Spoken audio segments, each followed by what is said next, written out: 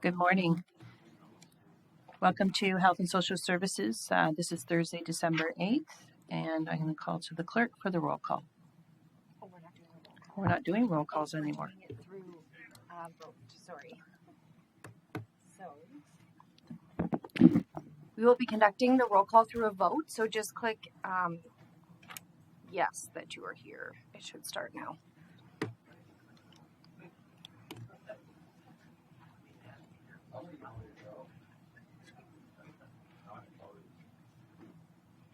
There's someone that has not clicked yes. There we go.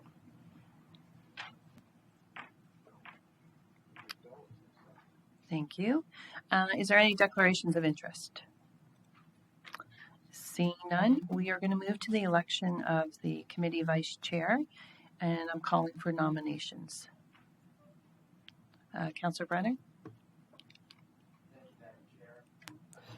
Thank you, Madam Chair. I'd like to nominate Councillor Dyes. I'll second that. Thank you. Moved by Councillor Brenner and by Chair Henry. Councillor Dyes, do you accept? Close nominations. Thank you. Second close. By Councillor Brenner. All in favor? Councillor Dyes, welcome as Vice Chair for the committee. Thank you. We have the adoptions of the minutes from September 8th. Do I have a mover? Councillor Foster, Councillor Judd. Is there any questions? Seeing none, all in favor? Motion's carried. We have no statutory public meetings, delegations, and we're going to move to presentations. And Commissioner Danos Papakonstantinou,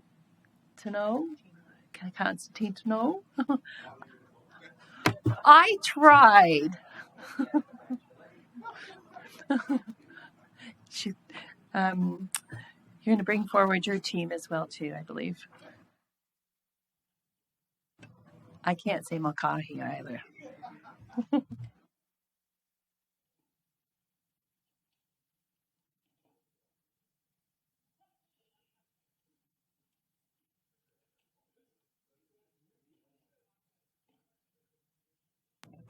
Commissioner, when you're ready.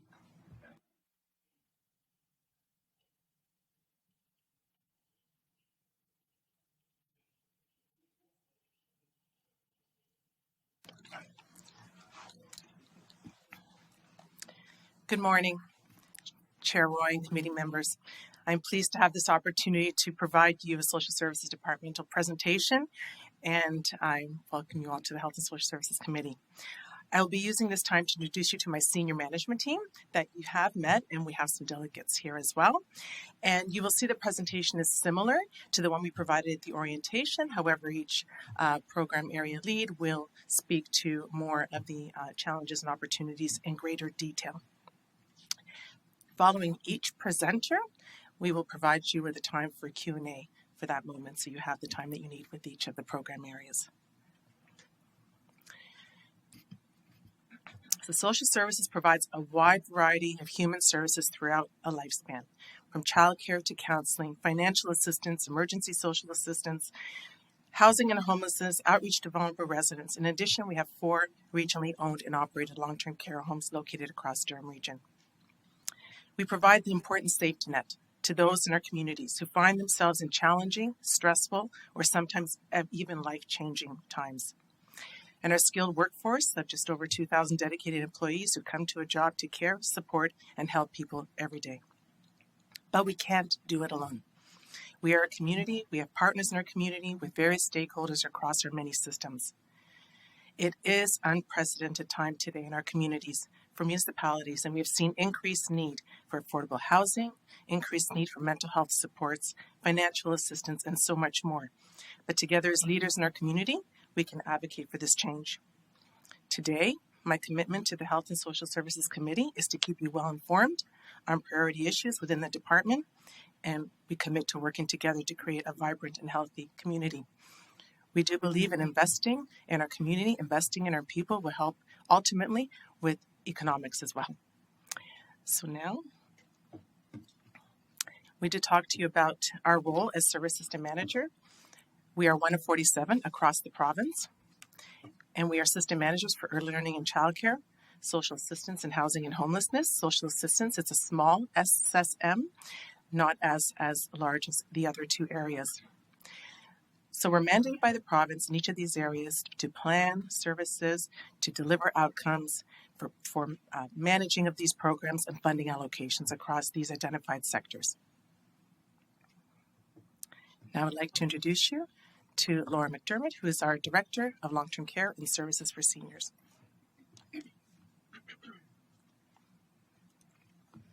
Thanks, Stella, and good morning, everyone. The major responsibilities in the long-term care and services for senior portfolio are listed on the slide. I'll focus mostly on long-term care in my comments today, but I'm happy to answer any questions about ADP or homemakers. So long-term care homes are either for-profit, not-for-profit charitable, or municipal homes. Municipalities have played an important role in operating long-term care homes and providing the care for some of the most vulnerable in our community. The management board of the homes is Regional Council, and Council has a strong voice in shaping our long-term care in the communities and in the province. We work closely with AMO and with Advantage Ontario, which is our long-term care association, who strongly advocate in ensuring the voices of seniors and their families are heard. I will share also that Advantage is hosting a webinar on February 15th from 12 to 1 titled Understanding the Current Environment from a Municipal Perspective. And the target audience is elected officials, and it's free. And if you'd like more information on how to register for that, I'd be happy to assist. So our homes and ADP programs are all accredited through Accreditation Canada, and we have exemplary standing. Our next on-site survey is coming up in January, so we're busily preparing for that. When we undertook accreditation the last time in 2018, we included our adult day programs. And we were the first, and possibly we're still the only accredited adult day program in the region. It's a huge amount of work to get ready for this on-site survey, but we believe strongly in the program.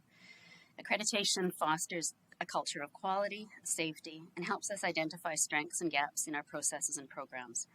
And it shows the public that we value a commitment to best practices and that we comply with national standards of quality, safety, and risk. The ministry also recognizes accreditation as an important process, and they do provide us with an a quality attainment premium of 36 cents per diem as long as we remain accredited. So turning now to my key initiatives. The first is ensuring compliance with the Long-Term Care Act. This act came into force in April of this year, and the act included a number of changes. So our team has been working hard to ensure that we're in compliance, which means revising a number of policies and programs, as well as other documents, and providing a lot of training to staff on these new regulations. Most of the changes took effect in 2022, so our task going forward is to ensure that all these changes are fully operationalized and sustained. The provincial target of 4 hours of direct nursing care is also included in the Act, and it's to be in place by March of 2025. In our current budget year, we're at an average of 3.8 hours worked in the nursing department, and with the funding anticipated through the 2023-24 funding allotment from the ministry, we will be able to increase our hours to 4.2 hours worked. That will exceed the provincial standard. Another of our targets is to expand the use of health-related technologies.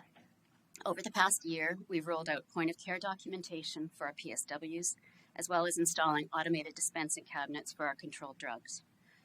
We're working on expanding our use of Ontario Telehealth Network for virtual consults in order to avoid unnecessary transfer to hospitals. And we're part of the first provincial rollout of a program called Amplify, which allows resident charts to be passed securely between hospital and long-term care homes, which serves to streamline the sharing of clinical information. Only 36 homes across the province have begun to use this program. 3 of those homes are in the region of Durham. We're also planning to implement an integrated medication management system, which will provide an interface between our medication system and the pharmacy to avoid duplication and to provide a seamless way of orders going directly from the physician to the pharmacy. We'll also be implementing a new meal management system across the homes that more accurately assess nutritional value of our meals, improve meal choices for residents, reduce food waste through more accurate production counts. Next, we're continuing to explore the opportunity to build a 5th long-term care home to be located in North Pickering. In 2021, the Region of Durham's application to build a 200-bed home was accepted by the ministry. And as you're aware, the costs of construction have escalated over the past couple of years. As a result, we paused our planning and focused efforts on advocating with our sector partners for an increase in construction funding subsidy. On November 25th, the government announced a fixed, time-limited construction top-up of $35 per diem for 25 years for projects that are shovel-ready by August of 2023. We are bringing a detailed report to Committee of the Whole next week, seeking Council approval to sign a statement of readiness to proceed with construction, so more information will follow on that shortly. What I will point out is that advocacy worked, and I want to thank the Chair and Regional Council and the CAO's office for their efforts. Finally, we'll be investigating the implementation of an emotional model of care in our home. You've probably heard of the butterfly model, as it gained quite a bit of press over the past 2 to 3 years. This is one of several models of care, and one size doesn't fit all. But all models are grounded in the creation of a real home, a meaningful life, empowered staff, residents, and caregivers. At the Region of Durham Homes, we've implemented a number of elements of emotional models of care, but in order to really have an impact and to sustain that culture change, we need dedicated resources at the home, which we're hoping to have approved in the budget over the next 3 years. So now just briefly on to challenges. Our resident population is much different than it was 5 years ago. With investments in home care, along with the shortage of long-term care beds, residents are entering long-term care at a much more complex stage. With hospitals also struggling, long-term care homes are being called on to manage very medically complex residents. The ministry recently announced a $20 million local priorities funding policy, and this fund will be disseminated through Ontario Health, and it's intended to support a variety of interventions to enable the admission of new residents to homes that currently have needs beyond the capabilities of the particular home, and also to enable homes to care for residents longer who develop complex care needs rather than sending them to hospital. So we're preparing for this inevitability. Staffing is another challenge. Staffing across the healthcare sector has been a challenge largely because of the pandemic. Staff are burnt out and exhausted, and there aren't a lot of people entering the sector. At our homes, we're not in too bad a shape, largely because we offer hospital wages and competitive benefits. But we're still struggling, especially when it comes to backfilling staff so that we can provide in-services and training to prepare us for those high-acuity residents. With new homes coming on board for the next several years, the problem will get worse as we all compete for a limited number of applicants. We're working closely with our education partners to provide placement opportunities for students, and we're also looking at ways to make our scheduling practices more attractive to new hires. And finally, we work in a highly regulated environment with multiple inspection bodies. The Fixing Long-Term Care Act is the strictest long-term care legislation in the world. While the Act is intended to modernize long-term care, it's done nothing to reduce the documentation burden that's placed on staff. Because of this, daily regimes for residents living in long-term care have become medicalized. The team is focused on getting tasks done to ensure compliance with regulation, which is why the increased hours of nursing care and the exploration of emotional models of care is so important right now. And as I said at the outset, we're working very hard to ensure compliance with the Act. We've not yet had an inspection under the Act, but it will happen early in the new year. So we are reviewing inspection protocols and conducting in-house audits to prepare ourselves. So that's the end of what I wanted to share with you. I hope you found it helpful, and I'm happy to answer any questions you have. Any questions? Mayor Foster, sorry. Madam Chair, I don't know if you want us to put our hands up or push buttons. It's a brave new world. Just a quick request, and I heard a bunch of pings, emails coming in. Could you share, please, with us the February 15th date? If you'd push that out, that would be helpful. Thank you. I can give you specific information on registration because there's a link, but Advantage is offering the webinar on February 15th from 12 to 1. Yeah, an email, just trying to get it into our calendars would be wonderful. Okay, I will do that. Certainly. Any further? Seeing none. Thank you. Thank you.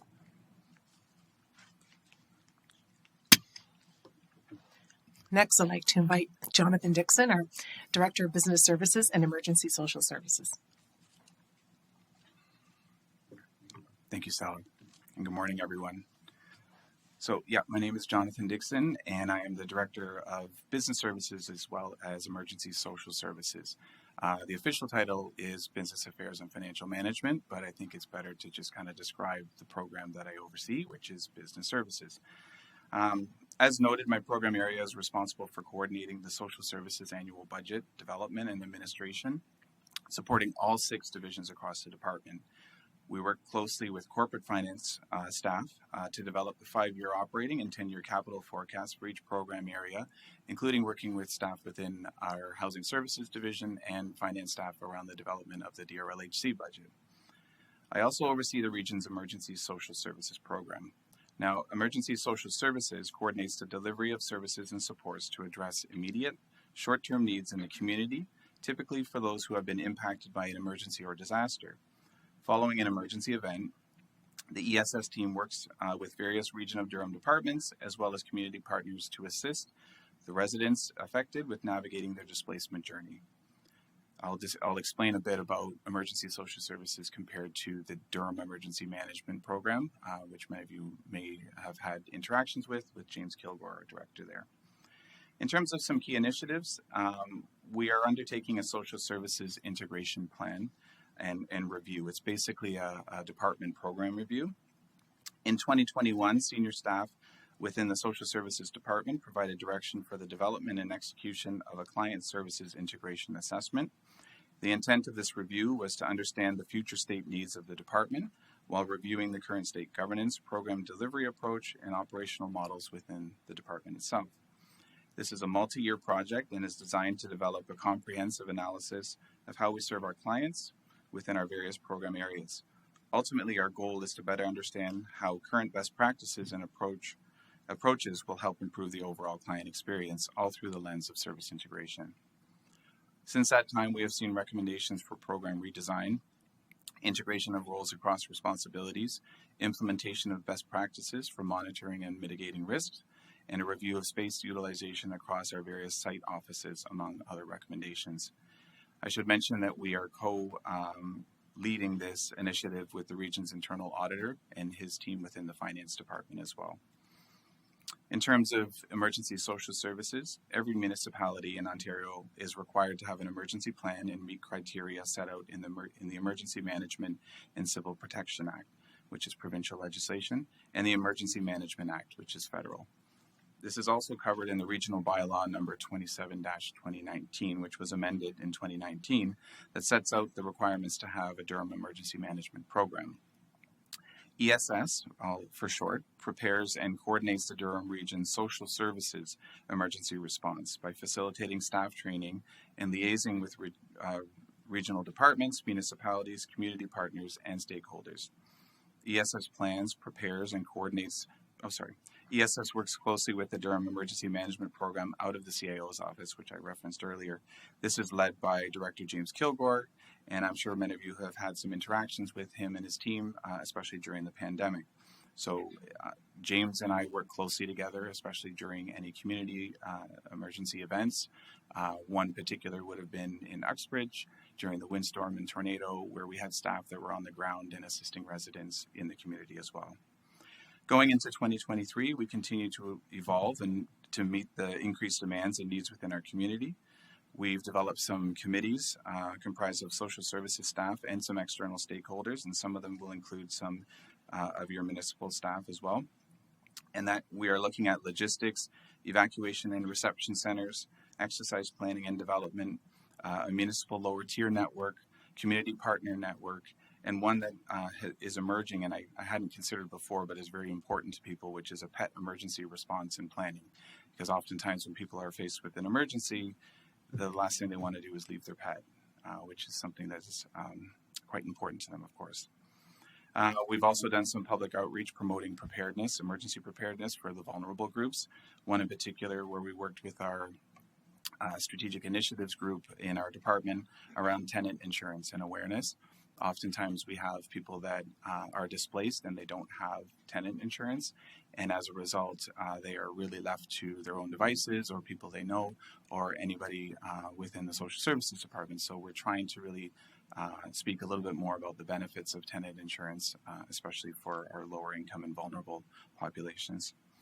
We're also looking to further develop this program, the ESS program itself, in collaboration with the innovation team through the CAO's office. And in 2023, we are prioritizing to plan and deliver a full-scale exercise. In terms of budget development and oversight, much like other departments, we started the process to develop the 2023 budget almost as soon as the 2022 budget was approved. Staff monitor budget status, and I can point to my manager of Budget and Finance, Curtis Taylor, is in the room as well.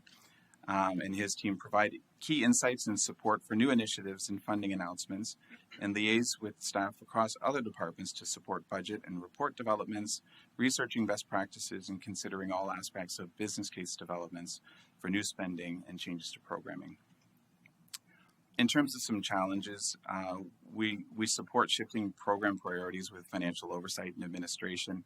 I think, funding announcements for program growth and capital investments come fast and with expedited timelines, and this seems to be more common now in terms of like the upper levels of government when they're announcing funding for our various programs. There usually is quick turnaround times and expectations for expenditure. As a division, we are looking at ways to better support the divisions across the department through a horizontal approach across various program areas.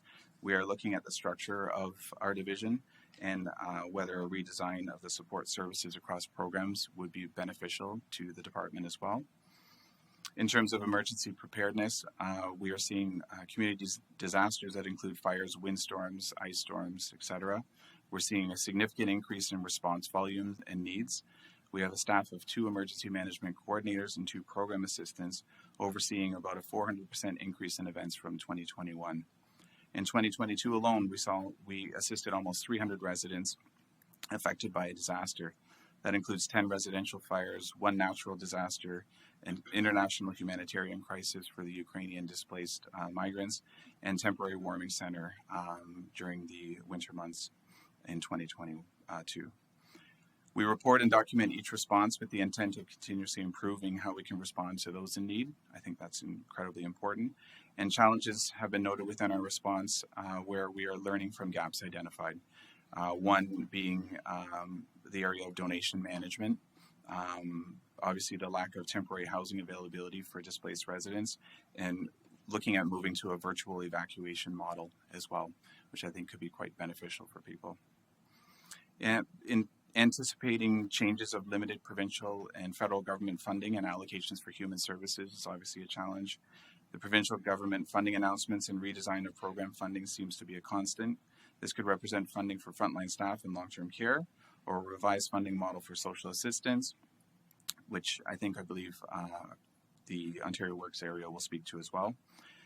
But as a support division, we see funding pressures in each program area, and having to adjust support priorities across the department is a constant consideration as we make recommendations to our senior executive team, our commissioner, and yourselves. Thank you for your time today. I'll take any questions if you have any. Thank you. Thank you very much. Councillor Foster, Mayor Foster. You warned me about pushing the button, and I promise I'm not going to be that guy at the committee meetings. Really quickly, so all of the mayors will have gone through a number of exercises at the local level. Does your department typically participate in? And I'm asking because I haven't noticed participation, which could be my bad.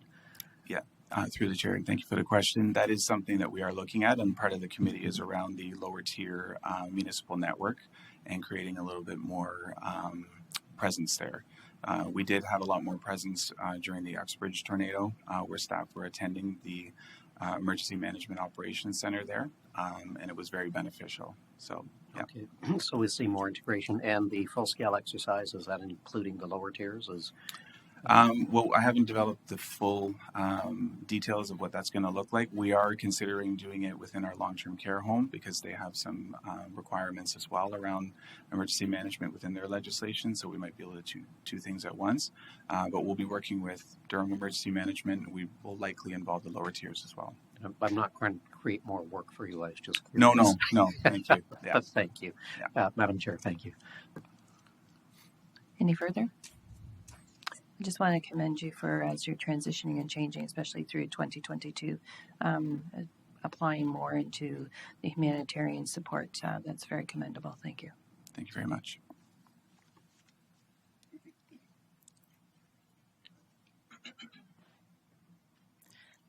Now I'd like to invite Marisha Lachek, our Director of Family Services. Thank you, Stella. Good morning. Thank you for the opportunity to share about the work of the Family Services Division. Family Services delivers five core programs, which are our community counseling program, our employee assistance program, our partner assault response program, adult protective services, and our outreach services.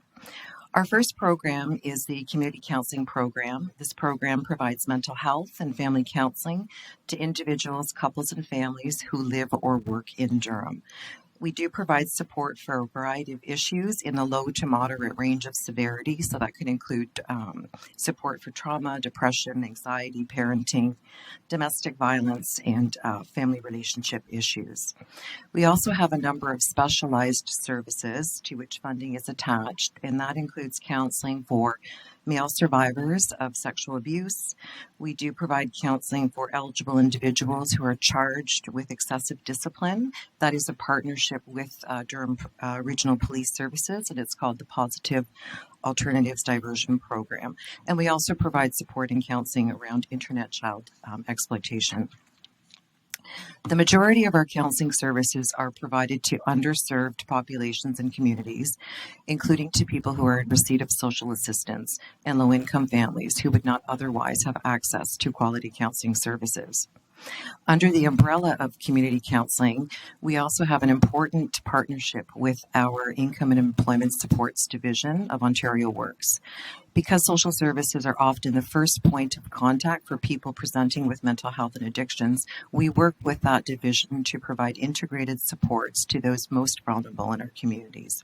We have clinicians who are embedded in all ISD sites. We provide quick access intake, which reduces barriers and provides timely access to counseling support. We work in a coordinated way with our ISD caseworkers to support individuals in their efforts around employment readiness and financial independence. ISD clients or clients who are in receipt of social assistance are not waitlisted for counseling services.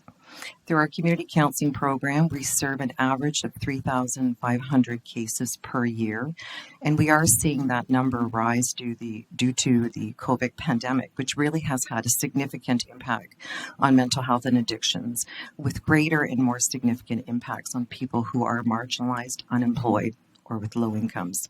And approximately 40% of those clients served in the community counseling program are individuals and families who are in receipt of Ontario Works. We also have community partnerships with Driven, which is the Durham Region Intimate Partner Violence Empowerment Network, and that is providing services around gender-based violence. And we also work with a number of community partners to deliver the Durham Walk-In Clinic, which is a walk-in clinic focused on providing services to children, youth, and their families.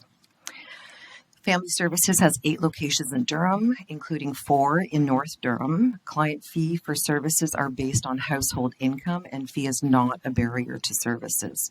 Anyone in Durham who lives or works in Durham can access community counseling. Our second program is the Employee and Family Assistance Program, which I will refer to as EAP. We do provide employee family counseling and mental health supports to 14 contracts, but those contracts are limited to regional nonprofit organizations and to municipalities. And through this program, we provide resources for workplace supports to employees and their families to address their mental health and well-being.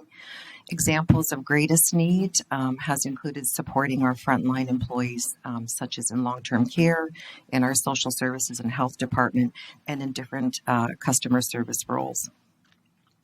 Last year within the EAP program, we provided workshops to over 1,800 employees, in addition to individual and couple and family counseling services.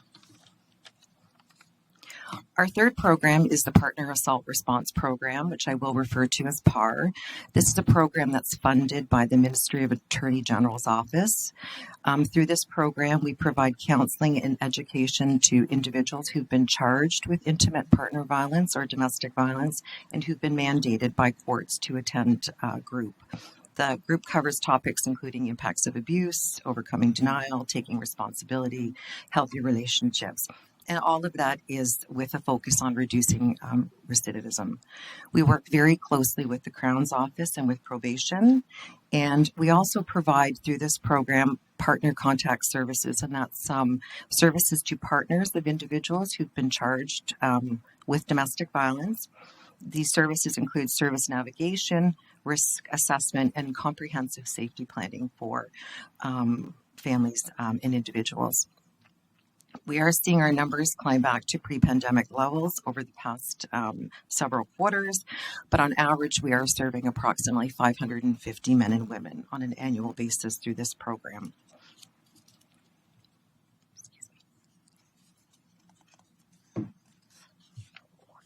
Our fourth program is the Adult Protective Services Program. This is funded by the Ministry of Children, Community and Social Services. We provide case management services to adults with developmental disabilities who are living independently in the community.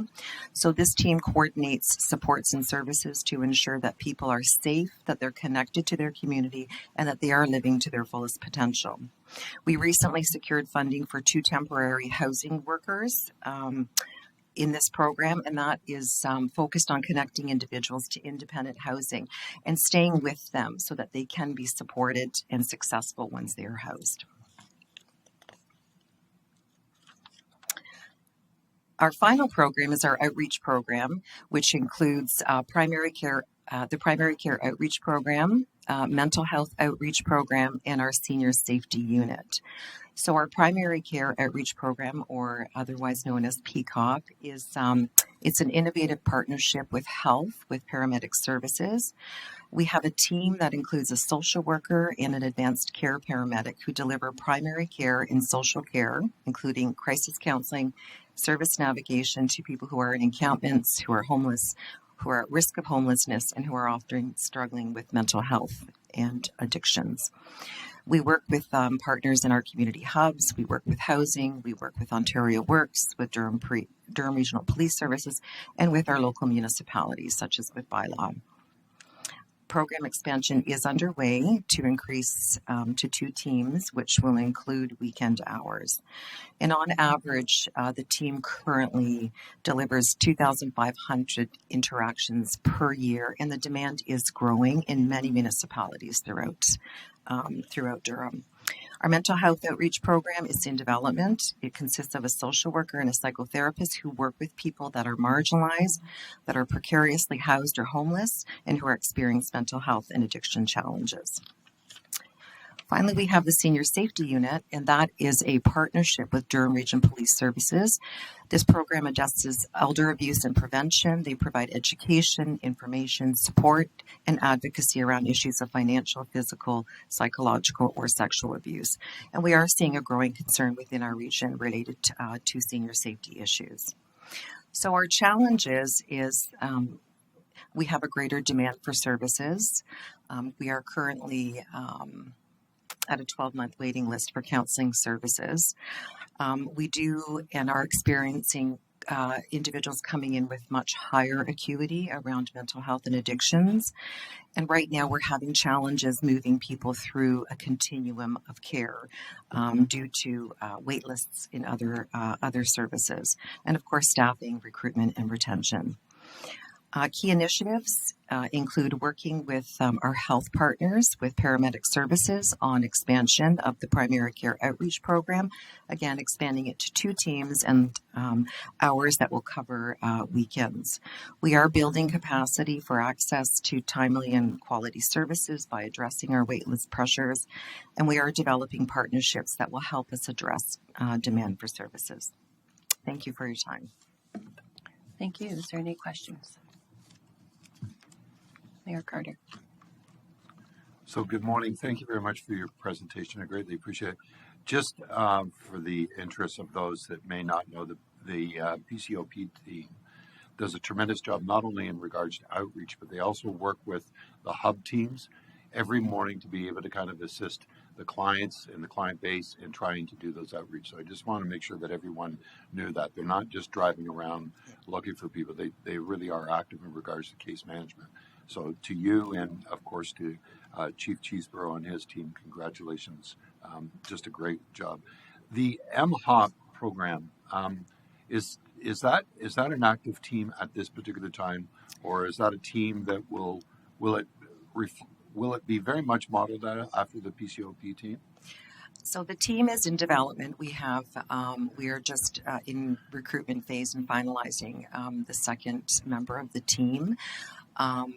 But the one individual is currently working in the hubs. She is placed in AJAC Hub in the northern hubs and is working with the primary care outreach program on some of the more still short-term case management, but a little bit longer than what PCOP offers within their service model. So will MHOP be very much in the same kind of partnership and also the mobility of that team, or are they a stable team located in one location? No, they will be mobile and very similar to the PCOP design. So that leads me to the next question is, I know that there's been a discussion in regards to the 911 changes in regards to police, fire, ambulance, or mental health, the fourth ask on emergency calls. Will MHOP be part of that initiative to be able to kind of assist not only DRP but also paramedics in regards to the mental health calls that are coming through the 911 system? Yeah, I can't answer that question. We are working with Durham Region Police Services to sort of look at how these services might fit, but I don't have a definitive answer around that question. Fair enough. Just one other question. Have you been contacted by Ontario Shores about a discussion in regards to making it a Schedule I hospital for mental health and addiction? We haven't had, but we are working with our Lakeridge Health Oshawa partners around mental health and addictions in their strategy. Would it be unfair to ask you if you had an opinion on that? I think it would be unfair to ask me if I had an opinion on that. Thank you. I thought I'd just give it a go. Thank you very much. Thank you. Any further? Thank you very Thank you much. for your time. And now I'd like to invite Alan Robbins, the Director of Housing Services. Thank you, Stella.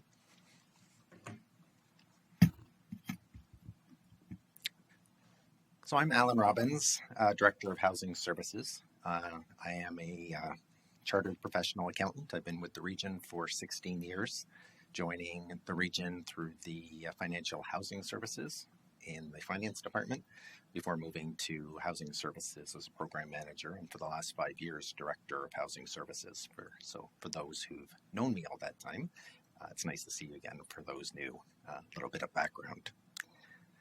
So it's not lost on me that affordable housing is a primary concern in Durham, in Ontario, and really in Canada.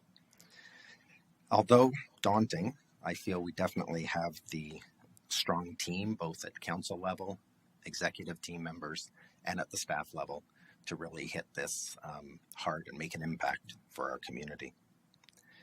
Within housing services, we have a small but mighty team, which includes 2 program managers, Beverly Cooper and Roberta Jago, and 1 manager of operations for the Durham Regional Local Housing Corporation, Alyssa Scan, who's joining us today. You can see across the aisle here. Within housing services, our major responsibilities are the following. Maintaining the Durham Access to Social Housing waitlist, as we refer to as DASH. So if you get questions referring to DASH, you know that's our waitlist. Durham is the only service manager with a fully integrated vacancy-driven waitlist. What this means, I know I've mentioned this before, but I think it's worth repeating, is that all of our applicants on DASH have the opportunity to log in and view both unit vacancies and benefits that are available, and express interest in those vacancies or the benefits. This allows them greater choice over their own futures, and it also reduces the amount of units that are declined by applicants who maybe thought they wanted to live in a location 5 or 10 years ago, but no longer want to live in that location. So each vacancy or benefit is posted for a week, which gives applicants plenty of time to log on and see what's available. And if they have difficulty logging on, there's a number of other channels that they can use, either calling into our office or using local libraries for assistance. There are over 8,000 applicants on the DASH wait list, and it's common for them to wait years before receiving an offer. DASH does not solve immediate housing need. Most benefits on DASH follow the legislated priority rules for special priority, so victims of domestic violence or human trafficking, which results with those that do not have priority waiting a very long time. On average, we have about 300 unit vacancies a year, with primarily all of them going to special priority applicants or seniors. Single non-seniors wait the longest for subsidy. Our vacancy-driven waitlist has allowed us to be very successful rolling out the Canada-Ontario Housing Benefit, referred to as COB. This is a portable housing benefit issued by the Ministry of Finance. We've processed over 500 benefits so far, and each of those benefits, those individuals come off of our waitlist for housing. Often applicants will want to know where they are on the wait list. They might be calling you. There is no answer as to where they are on the wait list because it's a vacancy-driven wait list. Every vacancy or benefit that's offered creates its own list, and it's all dependent on who expresses interest in that unit or that benefit. Housing Services also funds and administers community housing under the Housing Services Act. There are 33 nonprofit and cooperative designated housing providers providing over 4,000 units of quality housing. Between our designated housing providers, our local housing corporation, and rent supplements with private and nonprofit providers, we fund over 4,000 subsidized units. Day-to-day operations are carried out by property managers across these portfolios, while each project is governed by their own board of directors. For co-ops, the board is comprised of members of that co-op.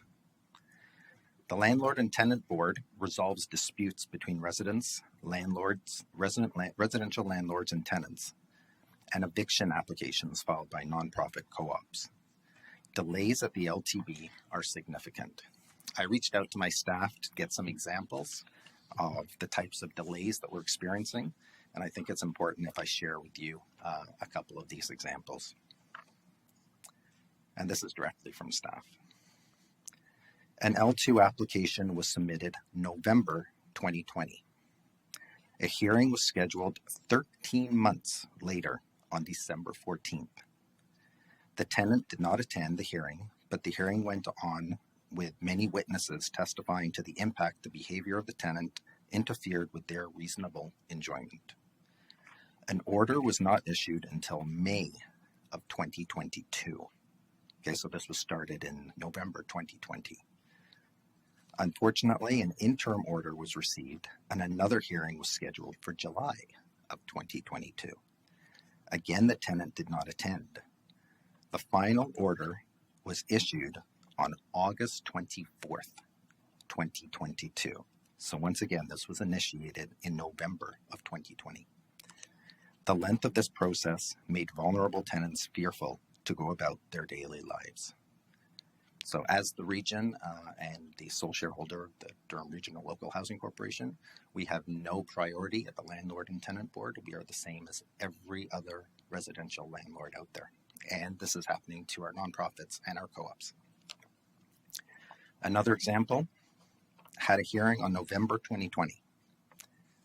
November 2020 was busy. Because the tenant did not appear at the hearing, the adjudicator issued a standard order. We didn't receive the order until March of 2021. After months of requesting an order be issued and the tenants still not paying the rent, there was nothing we could do without the order. On March 2022, On March 22nd, I received a notice of an interim order because the tenant had requested a stay. On May of 2021, another hearing was scheduled to review the order from the November 2020 hearing. By this time, the tenant owed over $13,000. A payback agreement of $1,000 plus rent was reached. Again, the pursuit to get the order for the review hearing resumed. As we waited the order, the tenant had breached the payback agreement, but there was nothing we could do without an order. Finally, in October of 2021, so we started in November 2020, we received the order. At the end of the day, the tenant owes over $14,000. And once again, this is happening across the residential rental landscape. So, sorry, I know that took some time, but I think it really hits home.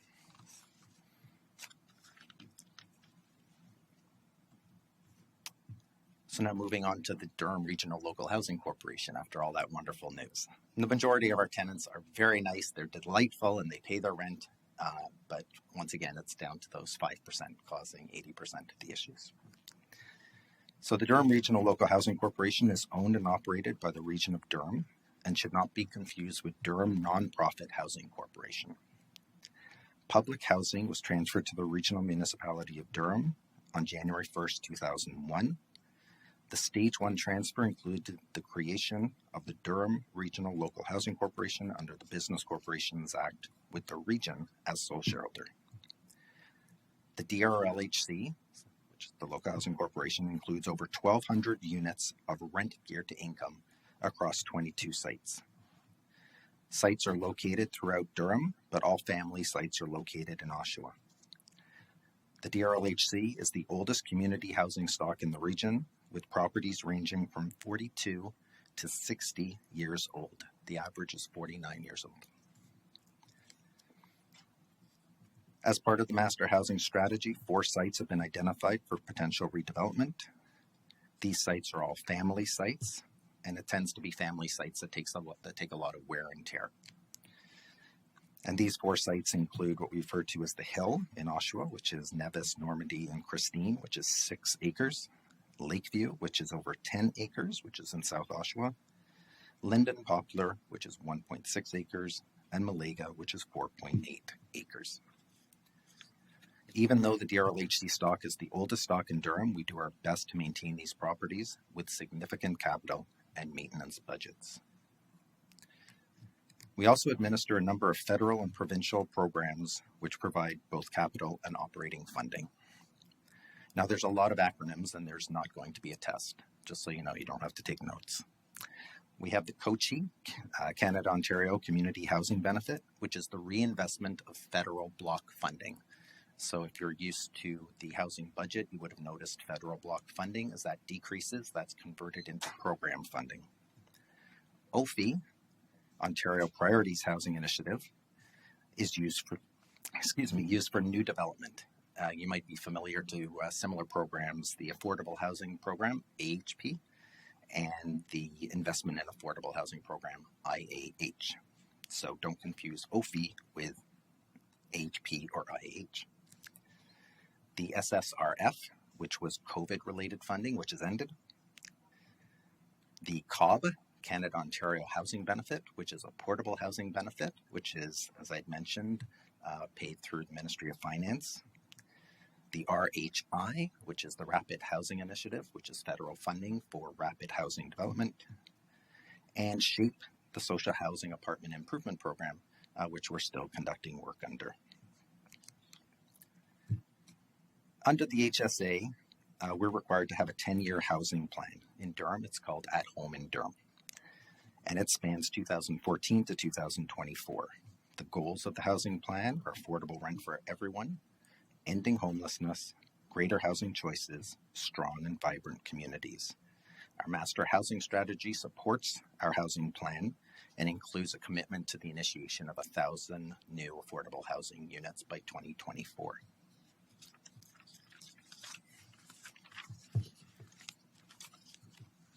So some of our key initiatives and I'll just repeat from some of the information I've already provided, is the housing revitalization strategy. So in 2023, you're going to see a lot of exciting projects as we move forward with the revitalization of the Durham Regional Local Housing Corporation, which will provide more modern accommodation to individuals and create additional housing units, and probably most important, provide mixed income communities. Currently, the DRLHC is primarily 100% rent geared to income, and that's the way it was downloaded to us during devolution. We have the Beaverton Supportive Housing Project, which is moving forward, which we're expecting to be completed in about July of next year. And if you haven't already heard, it did win the Canadian Architect Award, and more recently the World Architect Award. So it's been recognized on a global scale. We've also filled four positions on the Community Liaison Committee. To fill some vacancies, we had 8 applicants, and we filled four positions. Another key initiative is service agreements with our community housing providers at end of mortgage. So you may be familiar with discussions that we've had in the past with respect to end of mortgage for our community housing providers. We now, under the legislation, have the opportunity to enter into service agreements with these housing providers to extend that partnership, maintain those units, and help sustain and grow the community housing stock.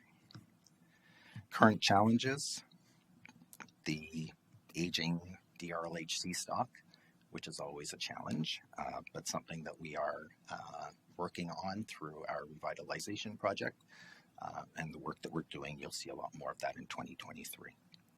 The lack of affordable housing and the growing wait list for community housing. We're looking at the impacts of Bill 23, what that will have.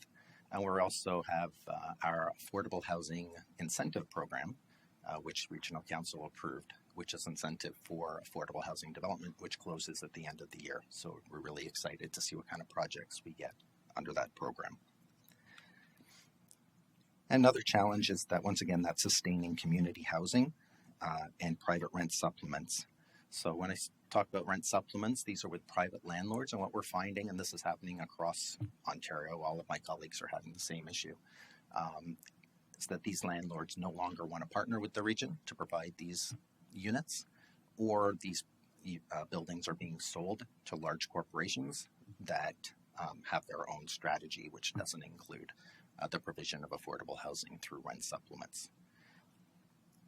The sustaining the community housing stock, as I had mentioned, we're working with our community housing providers as they reach the end of their mortgage to negotiate a partnership that not only provides the maximum benefit to the region, but also helps sustain this very important vital sector, the nonprofit and co-op sector.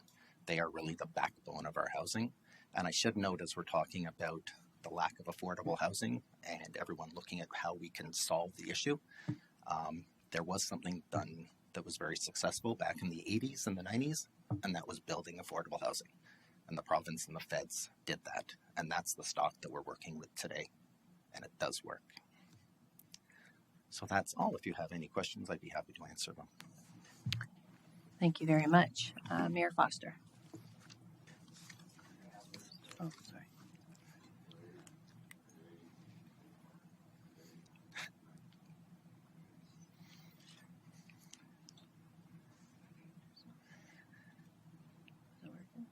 Alan, good morning.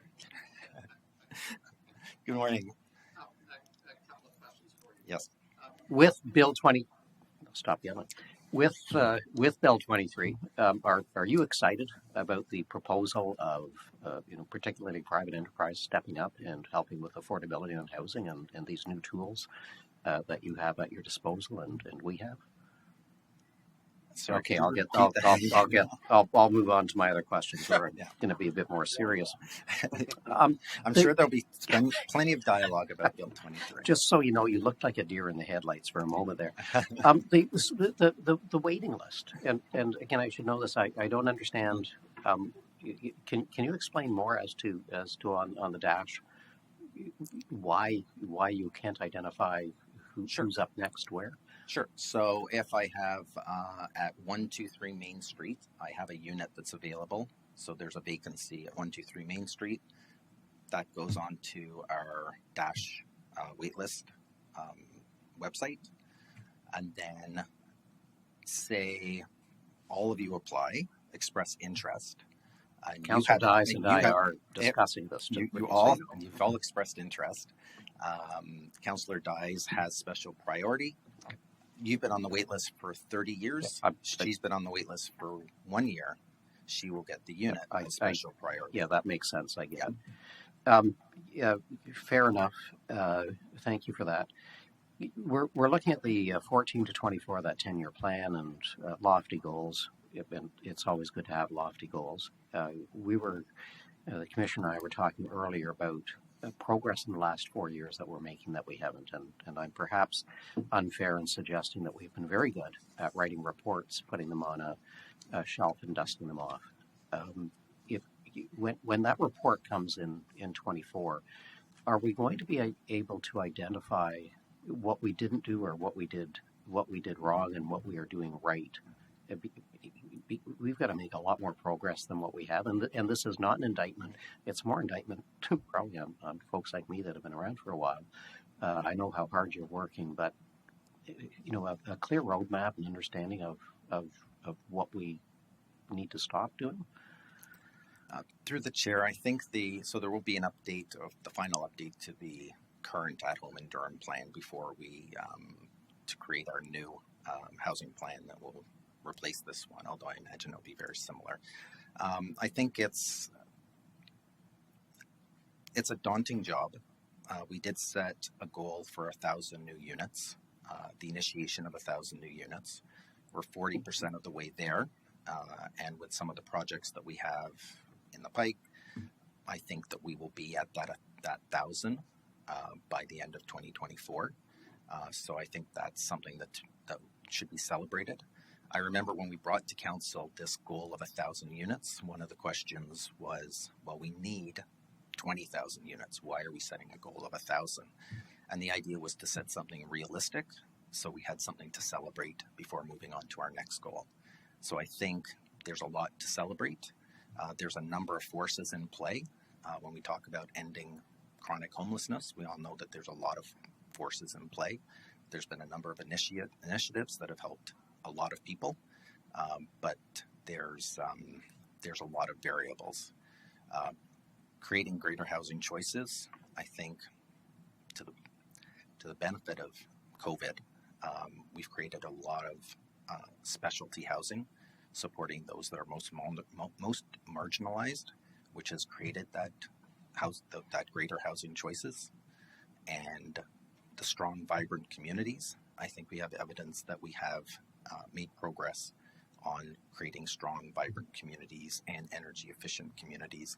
The Beaverton project has no GHG. It's all electric with a whack load of solar panels. So I think the key is to identify the progress that we've made, pat ourselves on the back because it's been a lot of progress, and then set some realistic targets as we move forward so that we can once again show that we're meeting those targets. Great, thank you. And again, for the work that you've done, we've had a lot of interactions. Appreciate it. Madam Chair, thank you. Thank you. Mayor Carter. Alan, good morning. So we're talking about supply, and I get that, part of the strategy has to be about new builds, and congratulations on the work you're doing with all the organizations in regards to intensification, new build, and redevelopment. So that's great. Are we also looking at a second strategy, which would be how are we transitioning people that are eligible or could be supported in a different environment to be able to free up those units? So I've been a great believer that we should almost do a residential review and how we can help people transition out of our housing system into an independent system. Is that part of the strategy that you're working with? Yeah, so as part of our coordinated sort of access to social services, we work closely with family services in providing portable housing benefits to clients, as well as with our homelessness department to help bridge those individuals from that high support environment to something with less support, but also not just leaving them there, knowing that there's barriers primarily income barriers keeping them from moving into independent living, but providing those benefits so that they're able to financially move into something that's more independent. So Okay, really great. looking at that continuum and assisting them through that continuum. Can I ask on the local housing front, are you looking at I know that under Durham Regional Nonprofit Housing Corporation, we were looking at a development corporation to really kind of take hold of our own kind of destiny. As the local housing authority, are you looking at the same kind of thing? We're looking at all opportunities. So Yeah. we're doing a jurisdictional scan and looking at our articles of incorporation for the local housing corporation to ensure that it's set up to give us the greatest utility to do what we have to do moving forward. And if we're unable to do that through that vehicle, then what vehicle do we need to move the needle? I asked the question because you're a chartered accountant, so I want to find out exactly. The landlord-tenant board is broken, and I think everybody understands that it's badly broken. So therefore, are you and your department, are you utilizing the influence that you have to make sure that you lobby up, educate up, try and ask the province in regards to, or those that are in charge of the local tribunals, that there has to be fundamental changes, because it has many different effects. One is what it's doing is taking landlords out of the equation, because it's better to leave the unit empty than go through a process that you shared with us this morning. Or number two is that it discourages even private investors of going into the market because of the challenges that the local tribunals are having. So are you utilizing your position to kind of make sure that people clearly understand that fundamental change has to change, and here are some of the recommendations that would be beneficial? Through the chair, I wish I had that influence. I wish that anyone at the regional level or large cities would have that influence. It appears it's been falling on deaf ears. We've been advocating for years. Yeah. All service managers across the province. The latest I've heard is that the LTB is going to be prioritizing hearings of landlords who want to increase rent above guideline. And a complaint has been filed, not through the region, but another service manager with the ombudsman, that is completely unfair. Right. And we need to address the issue of the delays, particularly for those landlords that are dealing with a more challenging tenancy, right? If you're dealing with luxury rentals, probably you're not at the LTB as often as I can nonprofit attest housing to that. corporation. It's not the same. So, Alan, thank you very much. Pass on my best to your team, and always know that those that have served with you in the housing file previously are always here to assist in any way that you see fit. So thank you for your time. Thank you. Thank you, Mayor Carter. Councillor Judd.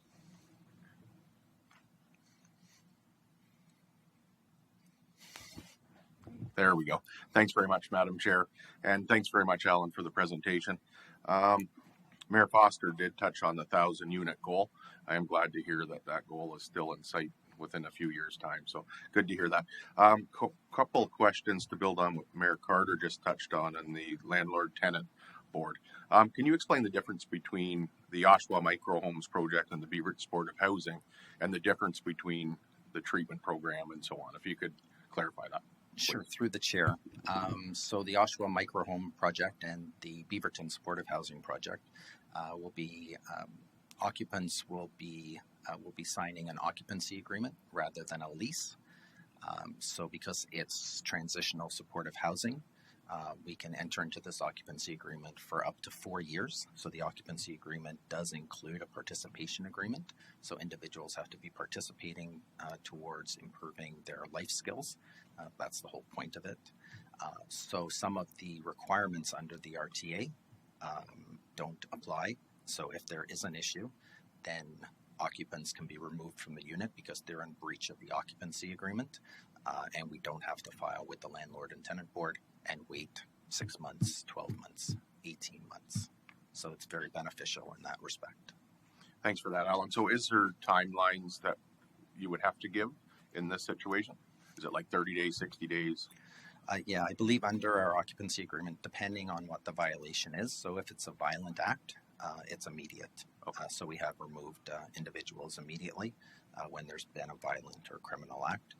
If it's another act with respect to managing their guests, then it can be a longer period of time. We try our best to prevent people from being removed from the program because the whole point is to make them successful, but we have to look at the totality of the program rather than the individual, and we really want everyone to be successful. And if there's an individual who's preventing others from being successful, then we need to gently hand off that individual to supports that are more appropriate so that we can make room for someone else who can really benefit.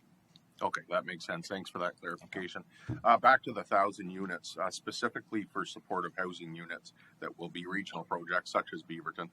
Is there anything in the hopper on additional projects coming forward that we can look forward to? We do. There are some projects underway, which because of the funding source, I can't disclose the project because of communication protocols, but we do have some really exciting units helping youth within the region, which I'm looking forward to. And as we move forward, depending on federal investment, as I had mentioned, there's a solution to the lack of affordable housing, and that's building housing. Mm-hmm. And this was done by the federal and provincial government back in the 80s and the 90s. I don't believe it's something that we can do on our own, and we've always advocated for all levels of government. So as long as we can get that support and the partnership, I'm sure that we can. We have a lot of innovative people in the region looking at really great ideas to help people at all ages and stages. Okay, perfect. And that'll be obviously part of these new initiatives coming forward will be part of that 1,000 unit goal. Yes, or into the next goal. Okay, good. Thank you very much, Alan. Thanks very much, Madam Chair. Thank you. Councillor Dice.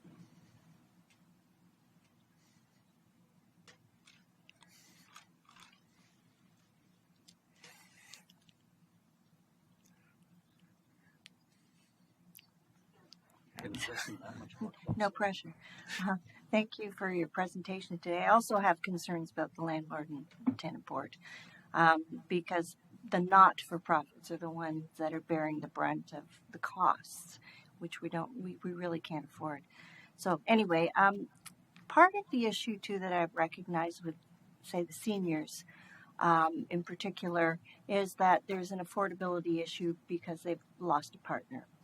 And I'm wondering if we're open to doing some different types of programs where we can perhaps match roommates so that they have somebody that they can live with and socialize with, which is part of their mental health, overall mental health, and also give them the affordability to have a place to live. Through the chair, yes, we've been looking at, we know that's an issue, and there's been some discussions with respect to maybe a benefit, not like rent geared to income, but a benefit, a shallow benefit to help those seniors in those situations where they've lost a partner and their income has been drastically reduced. That could be provided outside of our sort of legislated service level standard as we're looking at providing more benefits, and hopefully through the budget process more funding would be approved. And we've asked for that flexibility to look at all different types of benefits, so not just rent geared to income, but also a new form of subsidy under the legislation, which allows us to maximize the shelter allowances, but also the possibility for some out-of-the-box sort of benefits for shallow subsidies for those individuals exactly in that situation. I know there are some agencies that are looking at that kind of matchmaking. I think from discussions with my colleagues, other service managers, that at the service manager level, it's probably not ideal to be the matchmaker, but we've definitely entertained and look at programs where an agency that would be specializing in that would be looking at a program to match individuals. So really, nothing's off the table. Great. Well, I see it as an agency, a not-for-profit agency that we could work with as in partnership. But as I say, I think it would also fit the overall health of some of those clients. But thank you. You're welcome. Thank you, and no further questions. Thank you, Alan.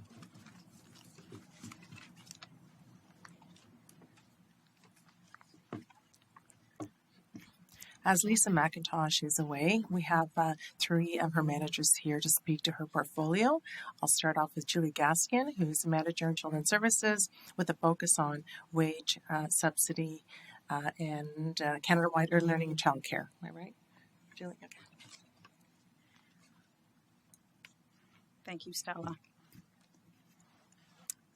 The Children's Services Division is the service system manager for childcare, and with that, we are governed by the Ministry of Education and the Child Care and Early Years Act and the Ministry of Education's guidelines and funding supports that they provide.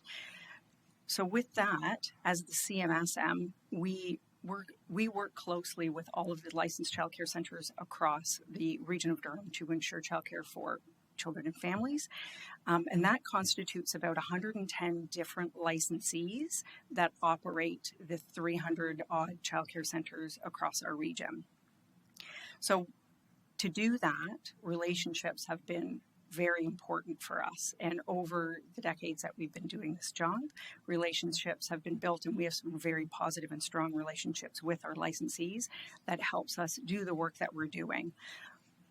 Because they are privately run businesses and we're the service system manager, that relationship is of key importance to make sure that we collaborate and cooperate to provide great care for children and families.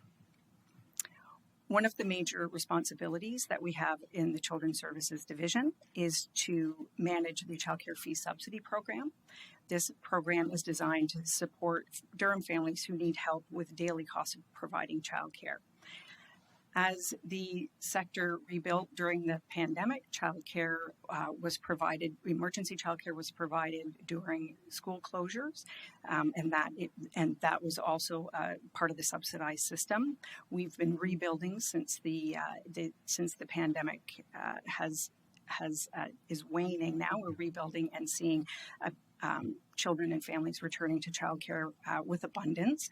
We have no current wait list for fee subsidy in our fee subsidy program. However, some families are currently waiting for spaces in childcare. With the new National Childcare Plan that's coming out, this is increasing demand for childcare. And we've seen some strains on educators in the childcare field. So we're still rebuilding our spaces across our childcare sector to ensure we can fully sustain all of the demand that's increasing out there. The division, as a division, we oversee a coordinated and responsive high-quality licensed childcare system by facilitating both the funding out to childcare as well as quality assurance to support those licensed childcare operators. Within our division, we do this using validated quality assurance tools. We get out into the centers and support the centers in the work they do to ensure quality programming.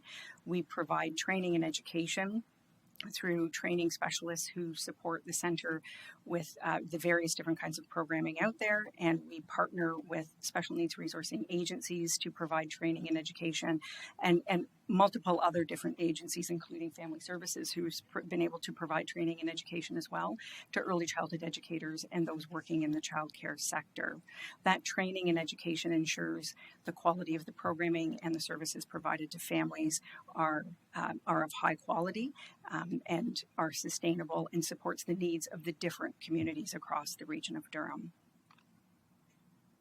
We also support families who are looking for licensed childcare in the community. We have 7 regionally operated childcare centers that are part of that system we have approximately 307 childcare centers across the region. And we do support families in finding care. We provide different tools for program location to ensure spaces that parents know where the spaces are. And with some new data collection tools we've been able to develop, we're able to more closely pinpoint for families where the care is available now that demand has been increasing.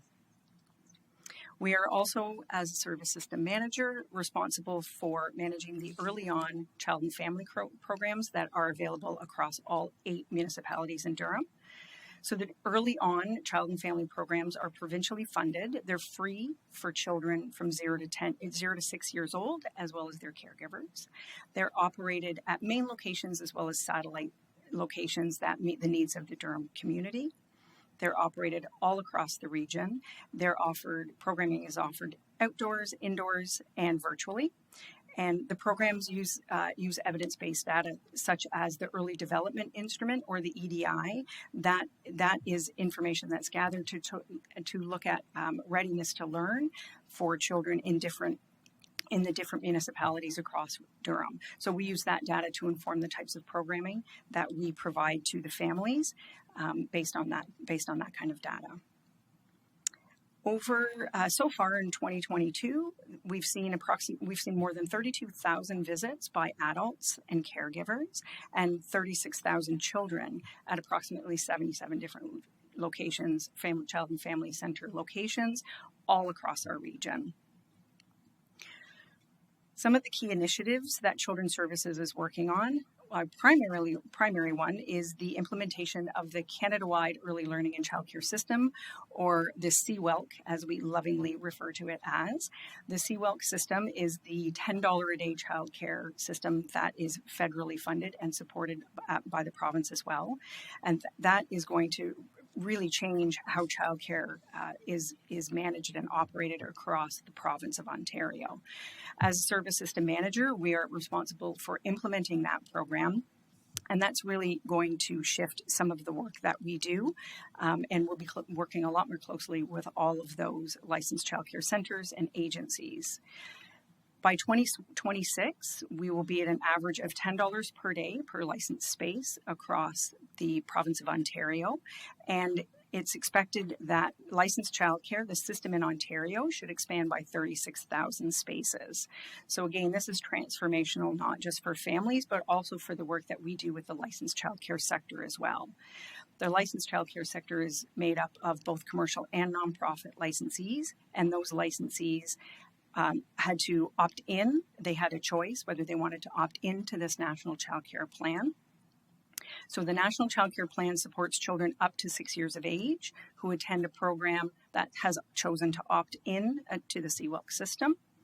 In 2022, the CWELC system reduced fees for families by 25%, and that was backdated. Those refunds were retroactive to April 1st. So families were able to see a big refund of their fees for 3 quarters of the year for 2022. And by 2023, the fees will be reduced by a little over 50% on average. So families will be paying less than half of what they've been used to paying for childcare. That's transformational for many families. And we're talking about those families who have a hard time paying rent and buying groceries. This will be really transformational. So specifically for Durham Region, 89% of our childcare programs, so 273 of 377 different licensed sites, have opted in. That includes our licensed home childcare agencies, which is home childcare operated with support of a licensed agency. Families started receiving their retroactive refunds here in Durham Region as of September, and as childcare centers opted in, the ongoing fees were reduced by 25%, and a retroactive payment was made refunding parents back. So this is all supported by funding out to the licensee, who then flows the funding out to the parent. In Durham Region, we were ahead of the curve. We got this information at the end of March. We were given the specific guidelines in April from the province, and so a lot of work was done quite quickly to enroll childcare centers and gather the adequate information. There were some changes to the guidelines in August that were fairly well publicized, so that shifted how we were doing things a little bit, but we were still able to get childcare centers enrolled starting in September. So a lot of people worked really hard to get that done, including the childcare licensees, to make sure that they got all their information in for accountability, so that parents could get that money back in their pockets.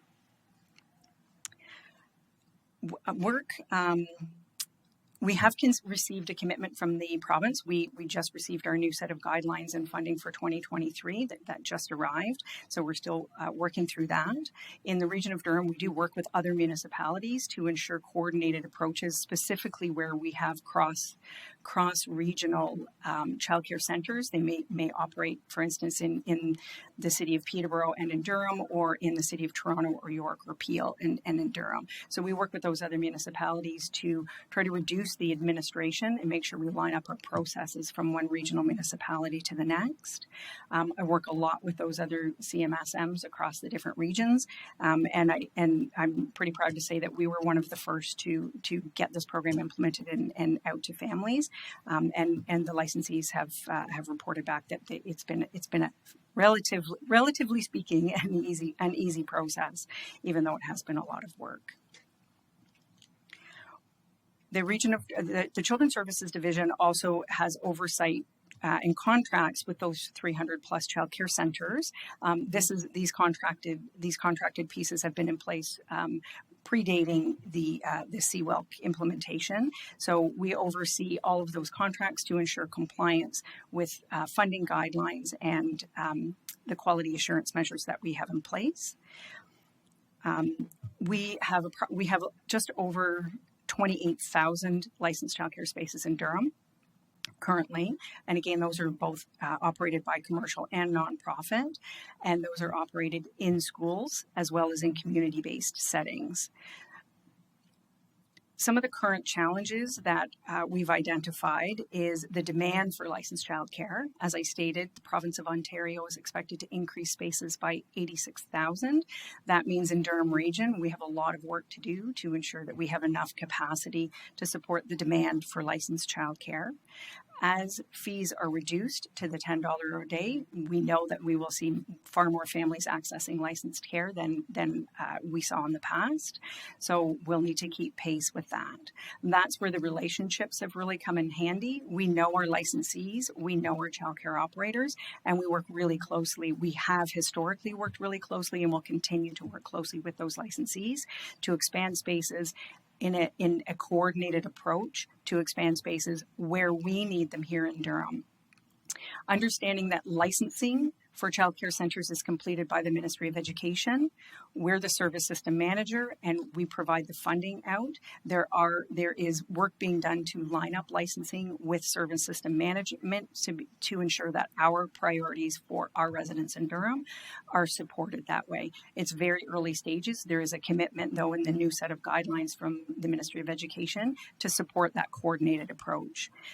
If we have a lot of childcare centers in one specific neighborhood, but we don't have as many in the north or in the east, we definitely need to support that.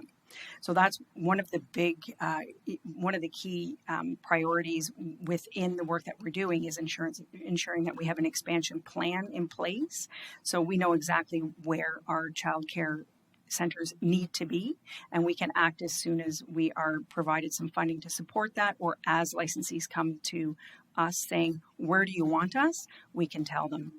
We've always done this type of community analysis.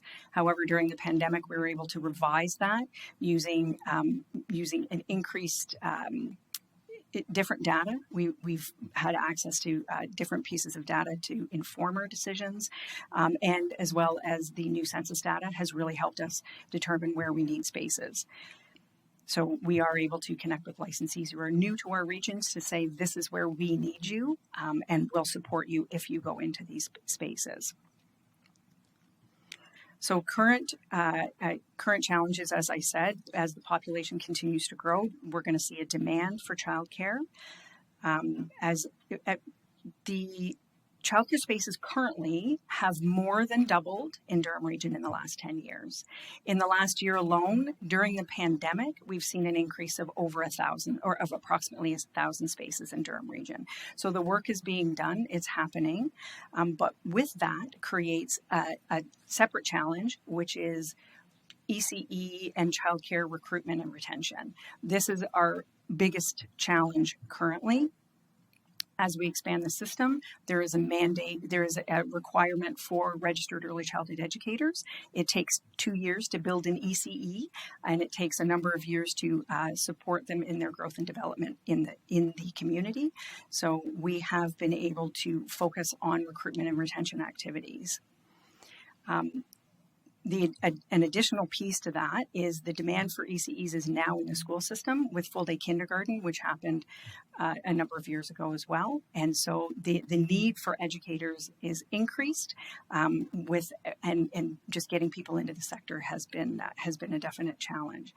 So in 2022, we've always championed recruitment and retention activities. But we've been able to really focus our attention to this in 2022 with the help of a federal provincial grant for workforce strategy. This workforce strategy commitment allowed us to really focus providing supports to educators to increase their, to become people working in the childcare sector to become registered early childhood educators. We've been able to partner with neighboring municipalities and local community colleges to increase enrollment in early childhood education programs, increase access, as well as creating new pathways to becoming an ECE, compressed pathways for Indigenous early learning and childcare educators to become trained. So these partnerships have been really exciting and helped to increase the spaces for enrollment. And we've utilized our existing network of tables through our Best Start network, where we have local childcare organizations as well as other allied agencies working in the early learning sector to expand recruitment and retention activities. We've conducted research with the help of the Durham Workforce Authority to see the key pressures and get key stakeholder, key informant information to ensure that we are on the right path. We've also been able to do some public awareness campaigns. ECE Appreciation happened in October, so we were and we carried that into November. We were able to do appreciation events and ad campaigns through banners and billboards, as well as bus ads. So you may have seen bus ads with becoming an RECE around Durham region. So that's an awareness piece that we're working on. So the ECE shortage, as I said, predates the pandemic, but it's certainly been exacerbated by the pandemic as many workforce work areas have been hit. We've seen an exodus of early childhood educators during the pandemic, unfortunately. So we are looking at ways to support educators to feel that they are appreciated and valued in the work that they do. And so that work continues as something that has existed before and continues now.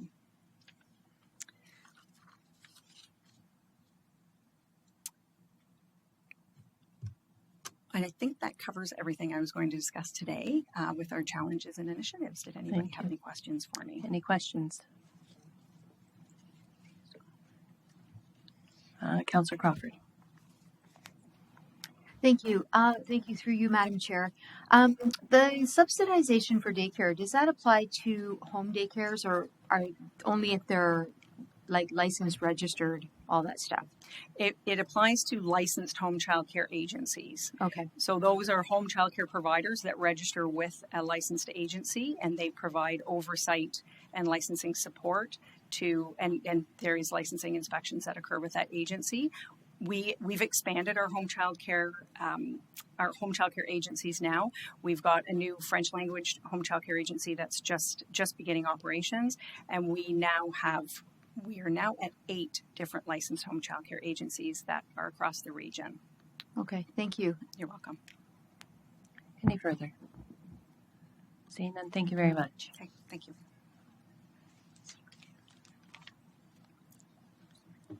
Now I'd like to invite Erin Vallant, who is a manager in the Income and Employment Support Division, to focus on our homelessness programs.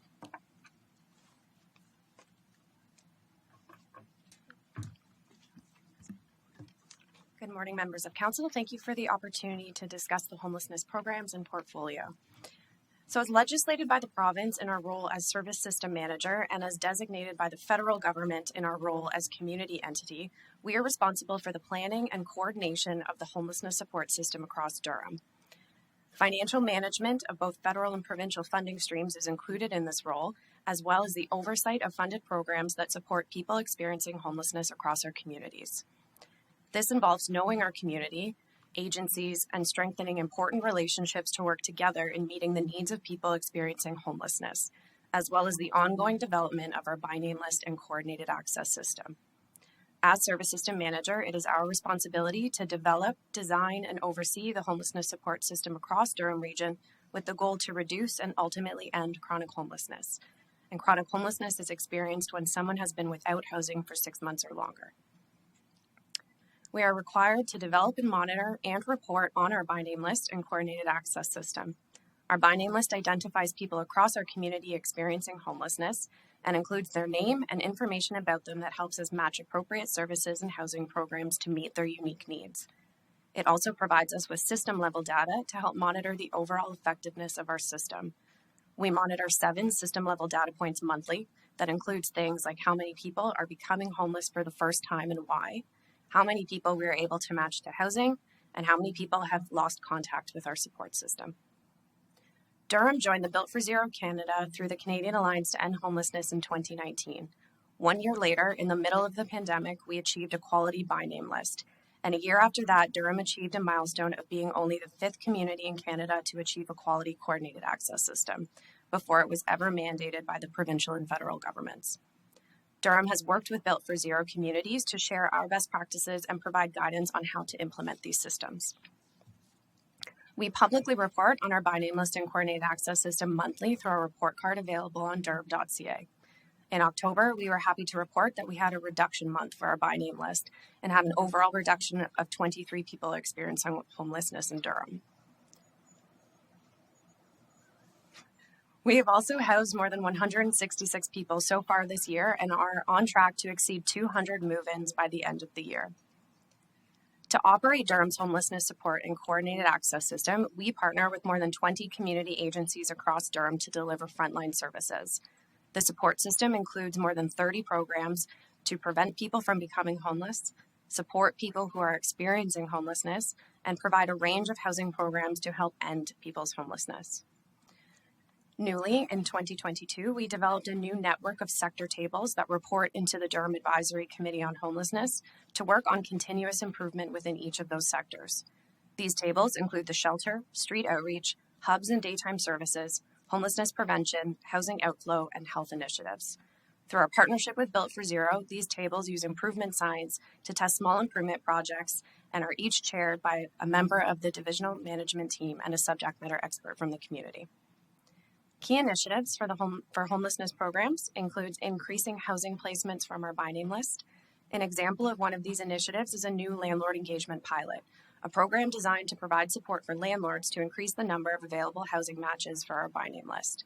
This pilot partners with housing-based case management programs to provide support for the clients, while the program staff provide support for landlords to help mediate any concerns. A recent success of this pilot came through a collaborative effort from multiple support agencies and staff to house 5 seniors who were previously experiencing homelessness and identified that they would like to live together. Another key initiative is the homelessness prevention strategy that includes eviction prevention outreach teams and diversion programs.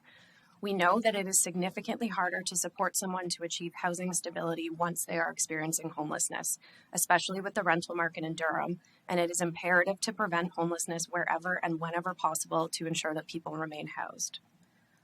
To support comprehensive system improvement, last year we also began a process to review the homelessness system in Durham and engaged ORCODE Consulting. ORCODE is an international leader on homelessness systems planning.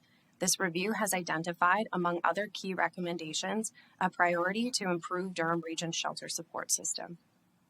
And while Durham has many bright spots to celebrate, it also has persistent challenges inhibiting our ability to reduce chronic homelessness in our community. Durham's by name list continues to grow year over year. From September 2021 to September 2022, our by name list grew from 199 people experiencing homelessness to 289 people. This increase in homelessness almost equates to our current shelter capacity. Our inflow into homelessness, people who are becoming homeless each month, continues to exceed our ability to connect people to affordable and supported housing. And this is why it is so important to prevent homelessness and keep people housed whenever possible. In addition to the challenging rental market and lack of affordable housing impacting our system's ability to increase housing outcomes, one of the biggest challenges continues to be the increase in mental health concerns and addictions and lack of available and immediate supports across our communities. The homelessness support system does not have the ability to provide this level of health support, and we are seeing the impacts across our shelter, street outreach, and housing programs. We also know that there is a group of people on our by name list whose support needs are higher than what our system is currently able to provide. And so we continue to build valuable community partnerships for providing these critically needed support interventions to help people in a responsive and supportive way. Lastly, the homelessness support system relies on provincial and federal funding commitments. This has a direct impact on some of our most vulnerable residents.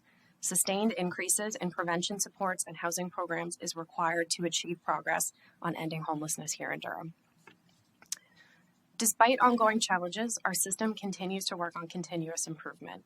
Our by name list and coordinated access system provides us with real-time, actionable data to drive system-level change and highlights where collaboration with other sectors is needed. And our sector tables use improvement science to drive continuous improvement within each of their sectors of the support system. Together, the Region of Durham, as Service System Manager, in partnership with community agencies across Durham, believe in a data-driven, housing-focused approach to ending homelessness across our communities. Thank you. Thank you very much. Any questions? Mayor Foster.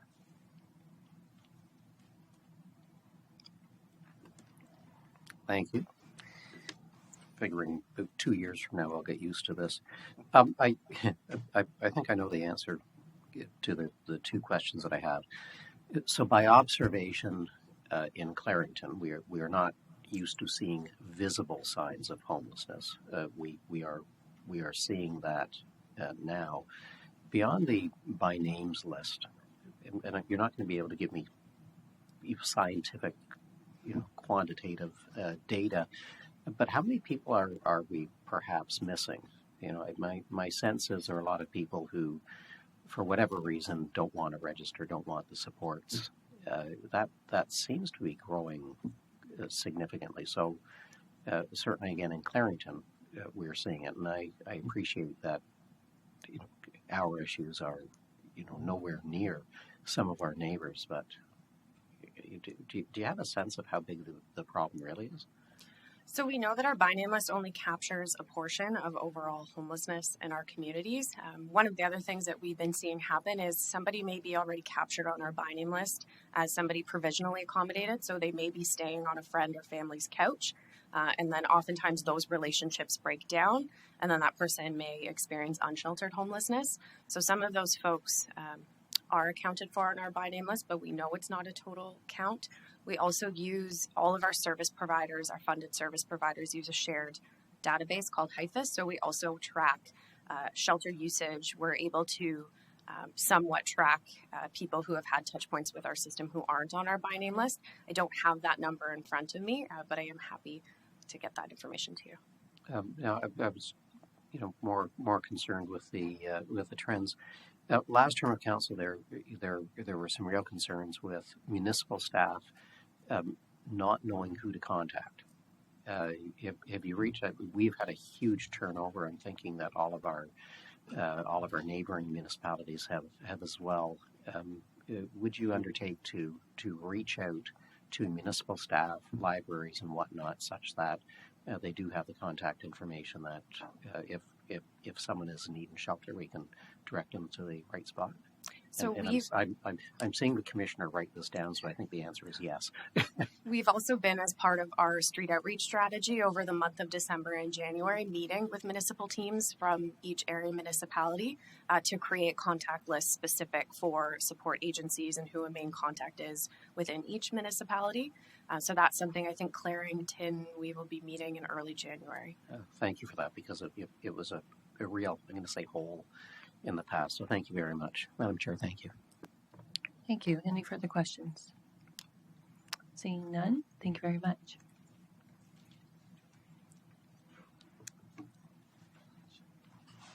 And I would like to invite Devon Nation Williams, who is a manager in our income and employment area, to focus on income and employment. Good morning, everybody. Some familiar faces from the other week when we did the tour. My name is Devon Nation Williams. I'm the area manager of the Income and Employment Support office located at Oshawa Midtown Mall. There are 4 offices: Ajax, Whitby, Oshawa, Uxbridge, and we also co-locate in the Midtown Mall upstairs with the Employment Resource Center. I'd like to share a few current challenges and key initiatives and spend a little bit of time sharing with you some of our major responsibilities. The Income and Employment Support Division involves the administration of Ontario Works financial assistance, as well as employment supports to residents of Durham who have become unemployed, who are in need, or are going through traumatic issues. The support provided within this program area extends beyond financial assistance. The Income and Employment Support Division, also referred to as ISD, involves the responsibility for administering provincially mandated and legislated financial, employment, and stability supports to individuals and or families. Current number of families and singles in receipt of these benefits are approaching 7,300. Case management support provided is grounded in being responsive and being intensive in supports needed for individuals and families, included for their referrals to services to better address specific client needs. An example of responsive and intensive supports are the way that we've partnered with Durham Transit. We have implemented a process within the last year to allow for ISD teams to manage Presto cards and ensure vulnerable clients have access to the Transit Assistant Program, otherwise known as TAP. This is but one example of how partnering with both external and internal partners is imperative in service delivery, and you've heard a few examples already. In addition, we offer skill development workshops that provide job readiness as well as self-esteem programs with an aim to move individuals towards employment and overall self-sufficiency. Our teams offer programs and workshops such as Getting Ahead and Goal Setting. These workshops focus on the individual to help them create their own plan for stability and empower them to create individual goals that are attainable. These are just an example of the 27 workshops we have had available over the year and that are in constant development. We do understand that stability supports coupled with financial benefits are the tools to move individuals and families along the spectrum of stabilization. Key initiatives for ISD include the social assistance transformation that is occurring within the Ministry of Children, Community, and Social Services, and this is going to have a significant impact to the income and employment support service provisions and the vulnerable clients we support. Other key initiatives involve community support caseworkers who are providing intensive outreach services to individuals presenting with high acuity. These staff are in the community libraries and hubs to maximize access to supports and services in an effort to reduce barriers and increase access. Current challenges identified are that there have been no material increases to Ontario Works rates in several years. It is a significant challenge to help people move out of poverty when the current cost of living continues to increase. To put the challenge into a little bit more context, allow me to share some summary breakdowns of OW rates as they stand to date. For an individual, $343 of basic needs, plus a maximum of $390 towards their shelter, gives an individual a maximum benefit of $733 per month. Now keep in mind, the average rent for a one-bedroom apartment in the region of Durham is currently approaching $1,600. Single-parent households with one child have a similar benefit of basic needs of $360 with a shelter amount just under $660. This means that a family of that size is depending on $1,022 to survive over the month. Families with two children have $494 of basic needs, $756 towards shelter, to a maximum benefit of $1,250 per month when the average for a two-bedroom apartment is $2,000. The lack of affordable housing adds to the challenge of helping people better their lives and move out of poverty. Another challenge we are facing is the employment services transformation. Transformation of services involves a provincial change in two ministries, MCSS and the Ministry of Labor, Immigration Training and Skills Development. This is currently under development and will have a direct impact on programs and services within ISD. In the coming weeks, we hope to learn more on this change and how this is going to affect our new role and how it will involve us in the challenges that will follow. It is important to note that within all the challenges I've just described, There are individuals that have multiple barriers that need to be addressed before employment can even be considered. So what the things that I'm talking about would be individuals who are undergoing human trafficking, individuals that have severe mental health concerns, and other traumatic things that are happening within their lives. While at the same time, we wait for the list of community resources and mental health services to continue to rise as needs present themselves. Another factor that is coming into light is limits to technology. As more services go towards online development and services and access, we are making sure that this challenge is being faced with us having more services provided in-house at our locations throughout the region.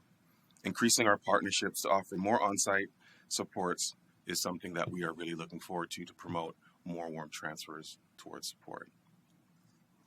With that, I open to any questions. Thank you very much. Any questions? Mayor Carter. Thank you very much, Madam Chair. Just a question in regards to the OW rates. Are you having any success in regards to advocating in regards to seeing an increase in regards to it? It seems pretty obvious, those that are in your profession, that the rates are just not reasonable. And number two is, you would think that it would be an obvious step forward in regards to the health, the safety, and the well-being of those that you serve. So are you having any success in regards to the OW rates? So there are many organizations that partner with us as well that, at different tables, we're always advocating to increase the rates. Unfortunately, we're not seeing those changes happen over time. So we are having to get creative in how we deliver services and divert individuals from, becoming homeless, as Aaron mentioned before. But yes, there's always an advocacy and always a strong voice, and partnering with other municipalities, surrounding municipalities, taking that up to the province. So the second question is, as you're aware that there was a benefit increase throughout COVID, I think it was approximately $2,000. Were many of the OW recipients, were they eligible for that Yes, funding? yes, sir. Okay. Some individuals were eligible for those benefits and would have exited OW, and that's when we're seeing them now starting to return. So that kind of draws me to the extension of that question is, were you able to see significant differences in regards to the number of cases coming off because of that benefit, and that there was more of an opportunity to actually be able to survive? And number two, have you seen those numbers return because of the decrease in dollars? Yes, to answer that. So yes, as individuals left Ontario Works to receive those other benefits, we did see a reduction in individuals receiving assistance. So we are now seeing that number starting to increase. Have you had an opportunity, your caseworkers, to be able to kind of have an opportunity to debrief those individuals in regards to what the change was before the COVID benefit program and now where they seem to find themselves again? Have you had the opportunity to kind of have that debriefing at all? I mean, anecdotally, what I can say is for the individuals coming back, they can definitely attest to how having that additional benefit improved their lives. They were able to live better, right? Now coming back with the reduced rates and, the phenomenon that's happening post-COVID, but we're still kind of in it, is that the job market has drastically changed. So individuals that were able to engage the market before, collect the benefit, and then now come back and maybe have lost their jobs, we're seeing a really diverse number of barriers that are presenting themselves post-COVID. Do you have an opinion in regards to the guaranteed income and how that may change the environment in regards to the Ontario Works program? Mm-hmm. So guaranteed income supplements have happened over the world, have been piloted before. I know that that's in the air for conversation, and the results of that show that individuals are able to elevate themselves, come out of poverty with increased benefits. That the stats of that don't lie. In regards to how we would respond to that right now is, again, just trying to be communicative with our clients with the supports and referrals that are available, but that is not going to increase the rates. I understand that Ontario had a guaranteed income program not too long ago, matter of fact, and I think that it was starting to show some positive inroads. Just my last question, because you are the expert in this field, and I know that there are probably many different complications that you deal with, but what is the major gap that you deal with Is it income? It's a good question. I have It's one good question today, so that was the one.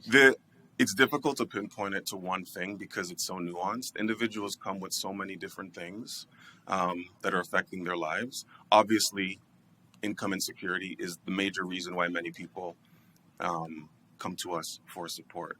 But connected to that, quite often are individuals fleeing abusive relationships. You know, we have newcomers to the country that require enhanced supports. You know, Jonathan mentioned before about the Ukrainian refugee crisis. We were the first responders to that before it went over to the Fed. So at the end of the day, the problems are very nuanced. There's not just one thing. But I will say, quite often, that's the major reason people come to our door is income insecurity. So I know I was going to say that was my last question, but I have one follow-up. Just based upon your response, do you believe that if the OW rates for a single individual went from its current rate at about $745? I'm sorry. If the OW rate for a single individual went from, I think it's $745 a month. It's $733 a month. Don't want to overdo it, right? $733 to $2,000 a month. Do you think that would be a significant step in the right direction? Yes. Thank you. Thank you very much. And is there any other speakers? Just going to end with the slide that I shared at the orientation. Am I doing this right? No. Pardon me. Just our professional associations. These are back to sort of our comments around advocacy. These are the tables that we sit at or are in partners with, and this is where we bring a lot of the advocacy issues like the OW rates, like the issues with fixing the Long-Term Care Act, the CWELC. This is a lot of the other conversations happened. Our Family Services Division works very closely with the Family Services Ontario group.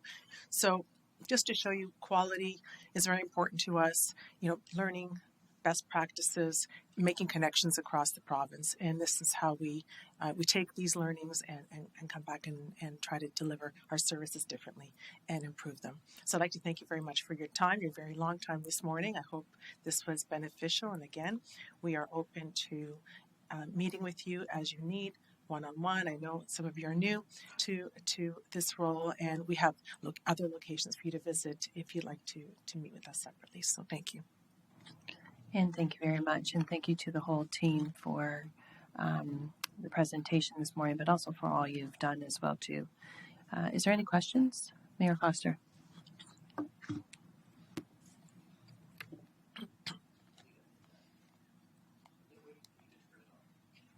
Thank you. Stella, big, broad question, and I'm sort of taken by surprise here.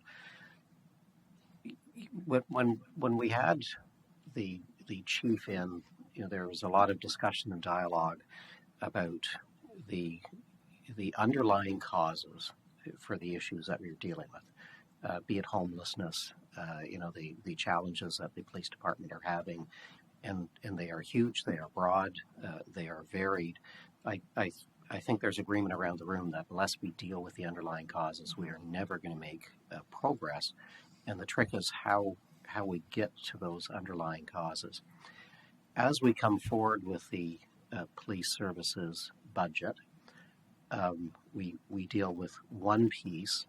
Your department is a completely separate piece. So we're looking at the support of mental health experts for Durham Region Police. How do we have a meaningful discussion as to how we consider where resources are going and if they're appropriate? And to be abundantly clear, the whole defund the police thing. I'm nowhere close to buying that or considering that. But I do wonder if we shouldn't be having, you know, some in-depth thought as to how we get in front of an issue instead of simply dealing with the fallout. And where and when is the opportunity to do that? That's a very good question, Mayor Foster, through the chair.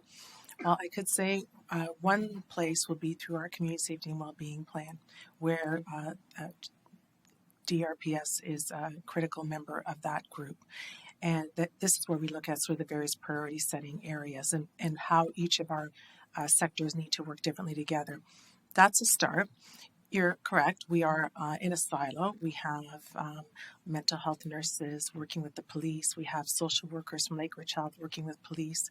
We are working on the motion brought forward by council 2 years ago for a non-police led mental health support issue. And as you know, we are engaging now through a consultant through the community to find out how best to move that forward. We have I think there's a 911 diversion program. That's what I mentioned earlier, through Lakeridge Health and the police. But it is quite siloed. So my opinion is through the work that's been mandated to us through council to look at this non-police led work. My plan was always to look at that piece and look for the opportunities to integrate these other areas, because we can't do a non-police led piece without looking at the nurses that are attached to the police and the social workers that are attached to the police and all the work that we're doing through PCOG, MHOP, and the other areas. So it is time to start looking at some integration opportunities there. I'm a very slow learner. If you guys haven't figured this out, so to be abundantly clear, I don't want to diminish what DRP are doing, but I've got to believe that DRP would be delighted to be dealing with the stuff that they are trained and equipped to deal with, as opposed to this increasing tidal wave that we just don't know what to do. So I hope this committee hears more about that, and thank you for the response. Thank you for bringing that up, Mayor Foster. Any further? If not, thank you very much. And I don't know if we need a break. Do we want a 10-minute break? Mayor Foster moving for a break. Seconder, Councillor Judd. All in favor, 10 minutes. We will be back at 11:40.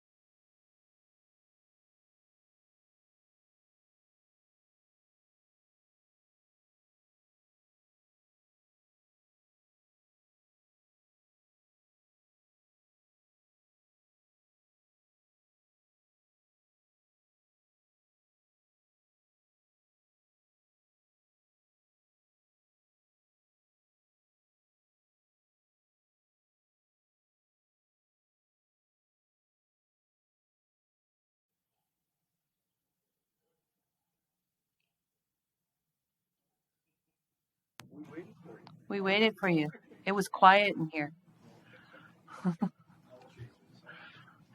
I'm going to commence the meeting again. We're going to move to the presentations of Dr. Kyle, Commissioner Medical and Medical Officer of Health. Dr. Kyle, please.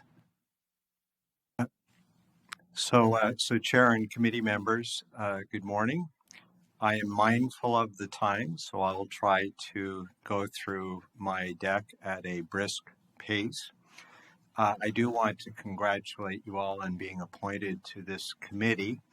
You will be receiving an orientation to the Health Department at your next meeting, at which time you'll meet my executive team, those who are available.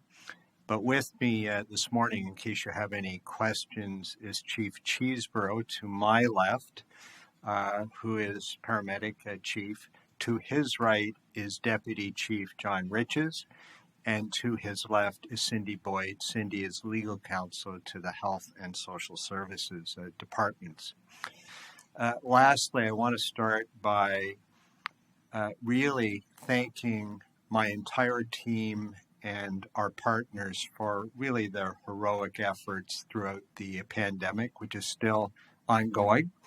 And I would be remiss in not recognizing all involved in our pandemic response and vaccine rollout. The last introductory comment is all of the screenshots in my deck you can find on our website, and links to our website are found on the appropriate slides. For those of you who are returning to this committee or have been on council, these slides will look familiar, but I've added some flu content. So this is a graph of the COVID-19 pandemic. And if you look to the right-hand side of this graph, you'll see where we're at in terms of the seventh wave. And I would describe it as a slow to moderate to burn. In terms of case summary, you'll see in the tiles kind of a summary of where we're at. Along the top, there have been over 70,000 confirmed cases. Of those, over 2,000 have been hospitalized. Of those, over 400 have required ICU admissions, and unfortunately, to date, 522 persons have died from COVID-19. If you look on the left, currently there are 6 hospitalized cases of Durham residents, not necessarily at Lake Rouge Health, and we've had, unfortunately, 2 deaths over the reporting period, and currently we have 12 ongoing outbreaks. In terms of vaccine administration, you can see the upper left-hand tile that through all delivery channels, over 1.6 million doses of vaccine have been delivered. You can see to the tile to its right that over 1.1 million doses have been administered at community and hospital clinics, and the second main channel is pharmacy on the left below the summary. If you look at the graph, you can see vaccine distribution by date, and the colors indicate monovalent versus bivalent vaccine. In terms of vaccination coverage, you can see on the right-hand side the vaccination coverage according to primary series and according to booster. And on the website, you could find these percentages by municipality and age by clicking on the appropriate tabs. As a proxy for community transmission, because we no longer do case and contact management, we have set up with our partners at Ontario TechU and Works Department 7 sampling sites along the lakeshore. And if you look at the graph on the lower right-hand side, you can see the wastewater signal has been decreasing throughout the seventh wave, but now it's slightly increasing. If you look at the right-hand side, primarily through most, maybe not all, of our sampling sites.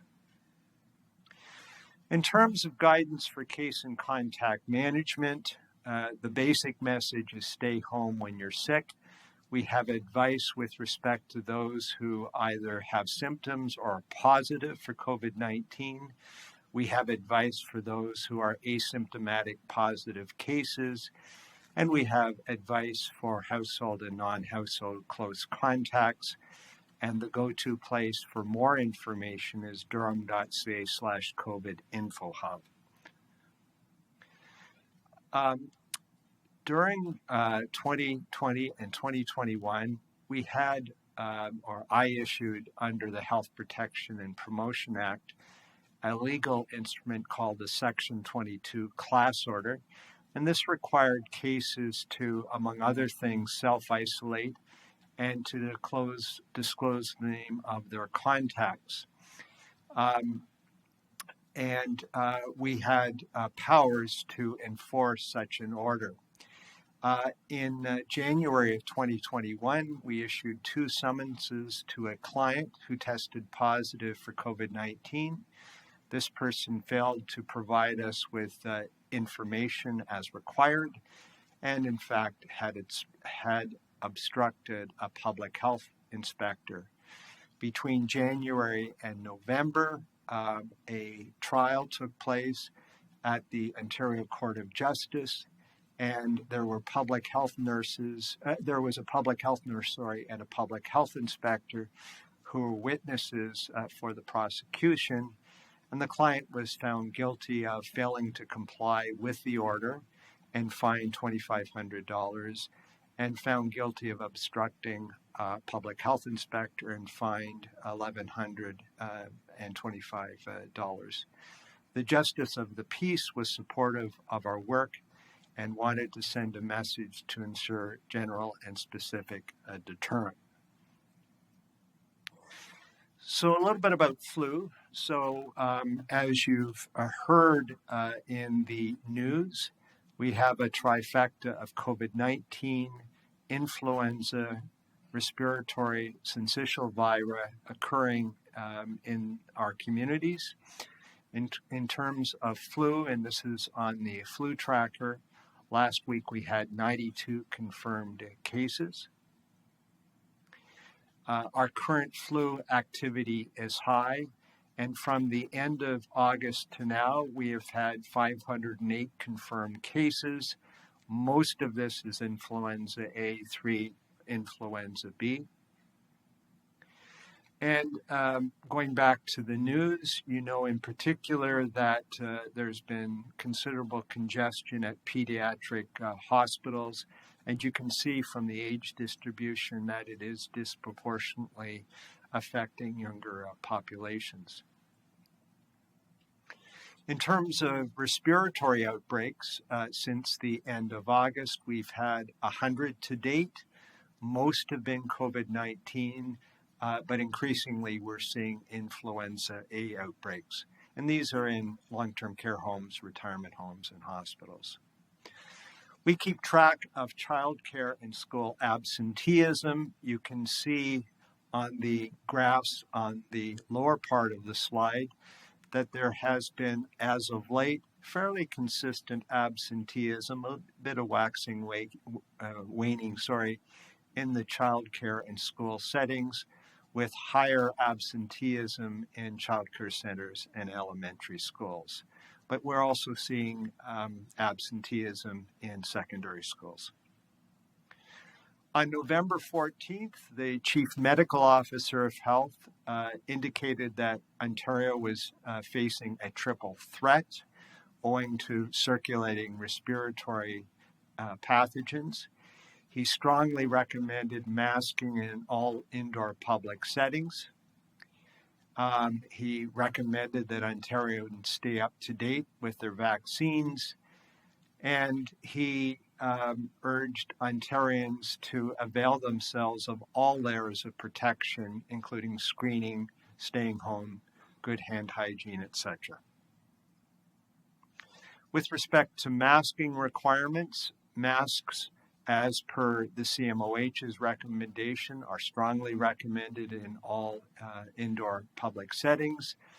They're recommended for individuals who are symptoms, positive cases, and close contacts. They're required still in long-term care and retirement homes and common areas. And organizations such as hospitals may implement their own masking policies. The go-to place for more information about masking in Durham is durham.ca/masks. Finally, with respect to COVID-19 and flu vaccine, all residents 6 months and older are eligible to be vaccinated against COVID-19, and they certainly can be vaccinated at our community immunization clinics. All residents 12 and older can book an appointment for bivalent booster. The dosage interval between doses of COVID-19 vaccine is preferably 6 months, but can be as short as 3 months. And we will continue to operate our Clarington, Oshawa, and Pickering CACs throughout December. Other vaccine channels include mobile and pop-up clinics upon request, and through local healthcare providers, pharmacies, and provincial GoVax mobile clinics. We have a more limited role with respect to flu shots. We make flu vaccine available to healthcare providers and institutions in Durham Region, and we offer flu shots for individuals 6 months to 2 years old who are unable to access a healthcare provider. And there's contact information on the last bullet. So, Chair, that's my update with respect to COVID-19 and flu. Happy to take your questions. Thank you, Dr. Kyle. Any questions? Chair Henry. Thank you, Chair. Dr. Kyle, I appreciate the update on the individual that was ultimately fined. Did we ask for costs related to that case? Can I defer to Cindy Boyd? I don't know if she knows, but I don't know if we got what we requested. We don't have the option to ask for costs in the Provincial Offences Court. It doesn't really work that way. Our prosecution team does the work, and so they're the ones that prosecute the offences. But when it comes down to it, it's the fine plus the court fine surcharges that we get at Provincial Offences Court.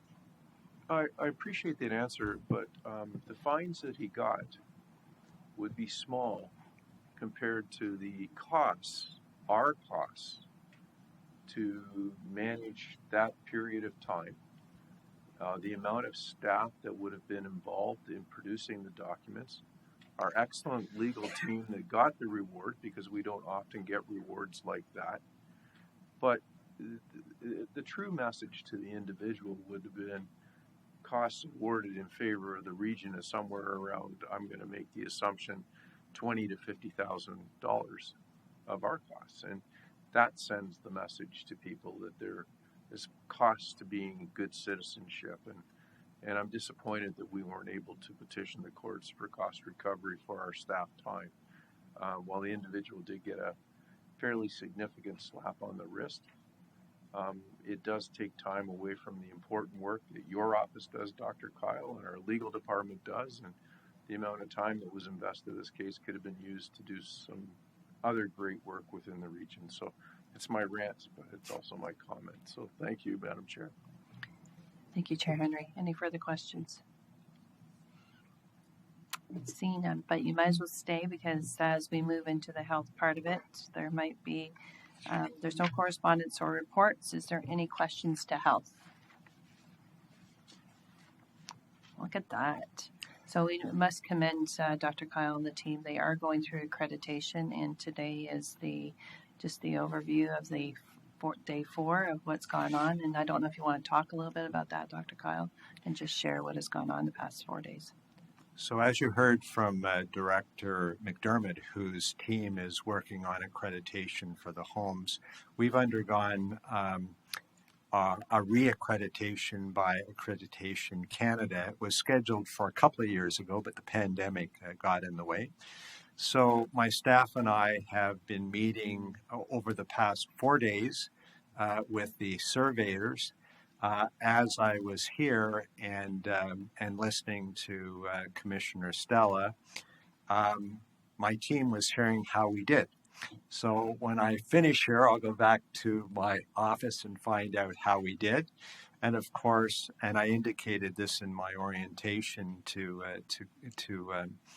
council, that I will certainly report back once we get the official report from Accreditation Canada. But informal feedback indicated there were no red flags that I needed to inform you of, and fingers crossed. So thank you. Thank you, Dr. Kyle. Moving on to social services, we have no correspondence or reports. Does anybody have any questions to social services?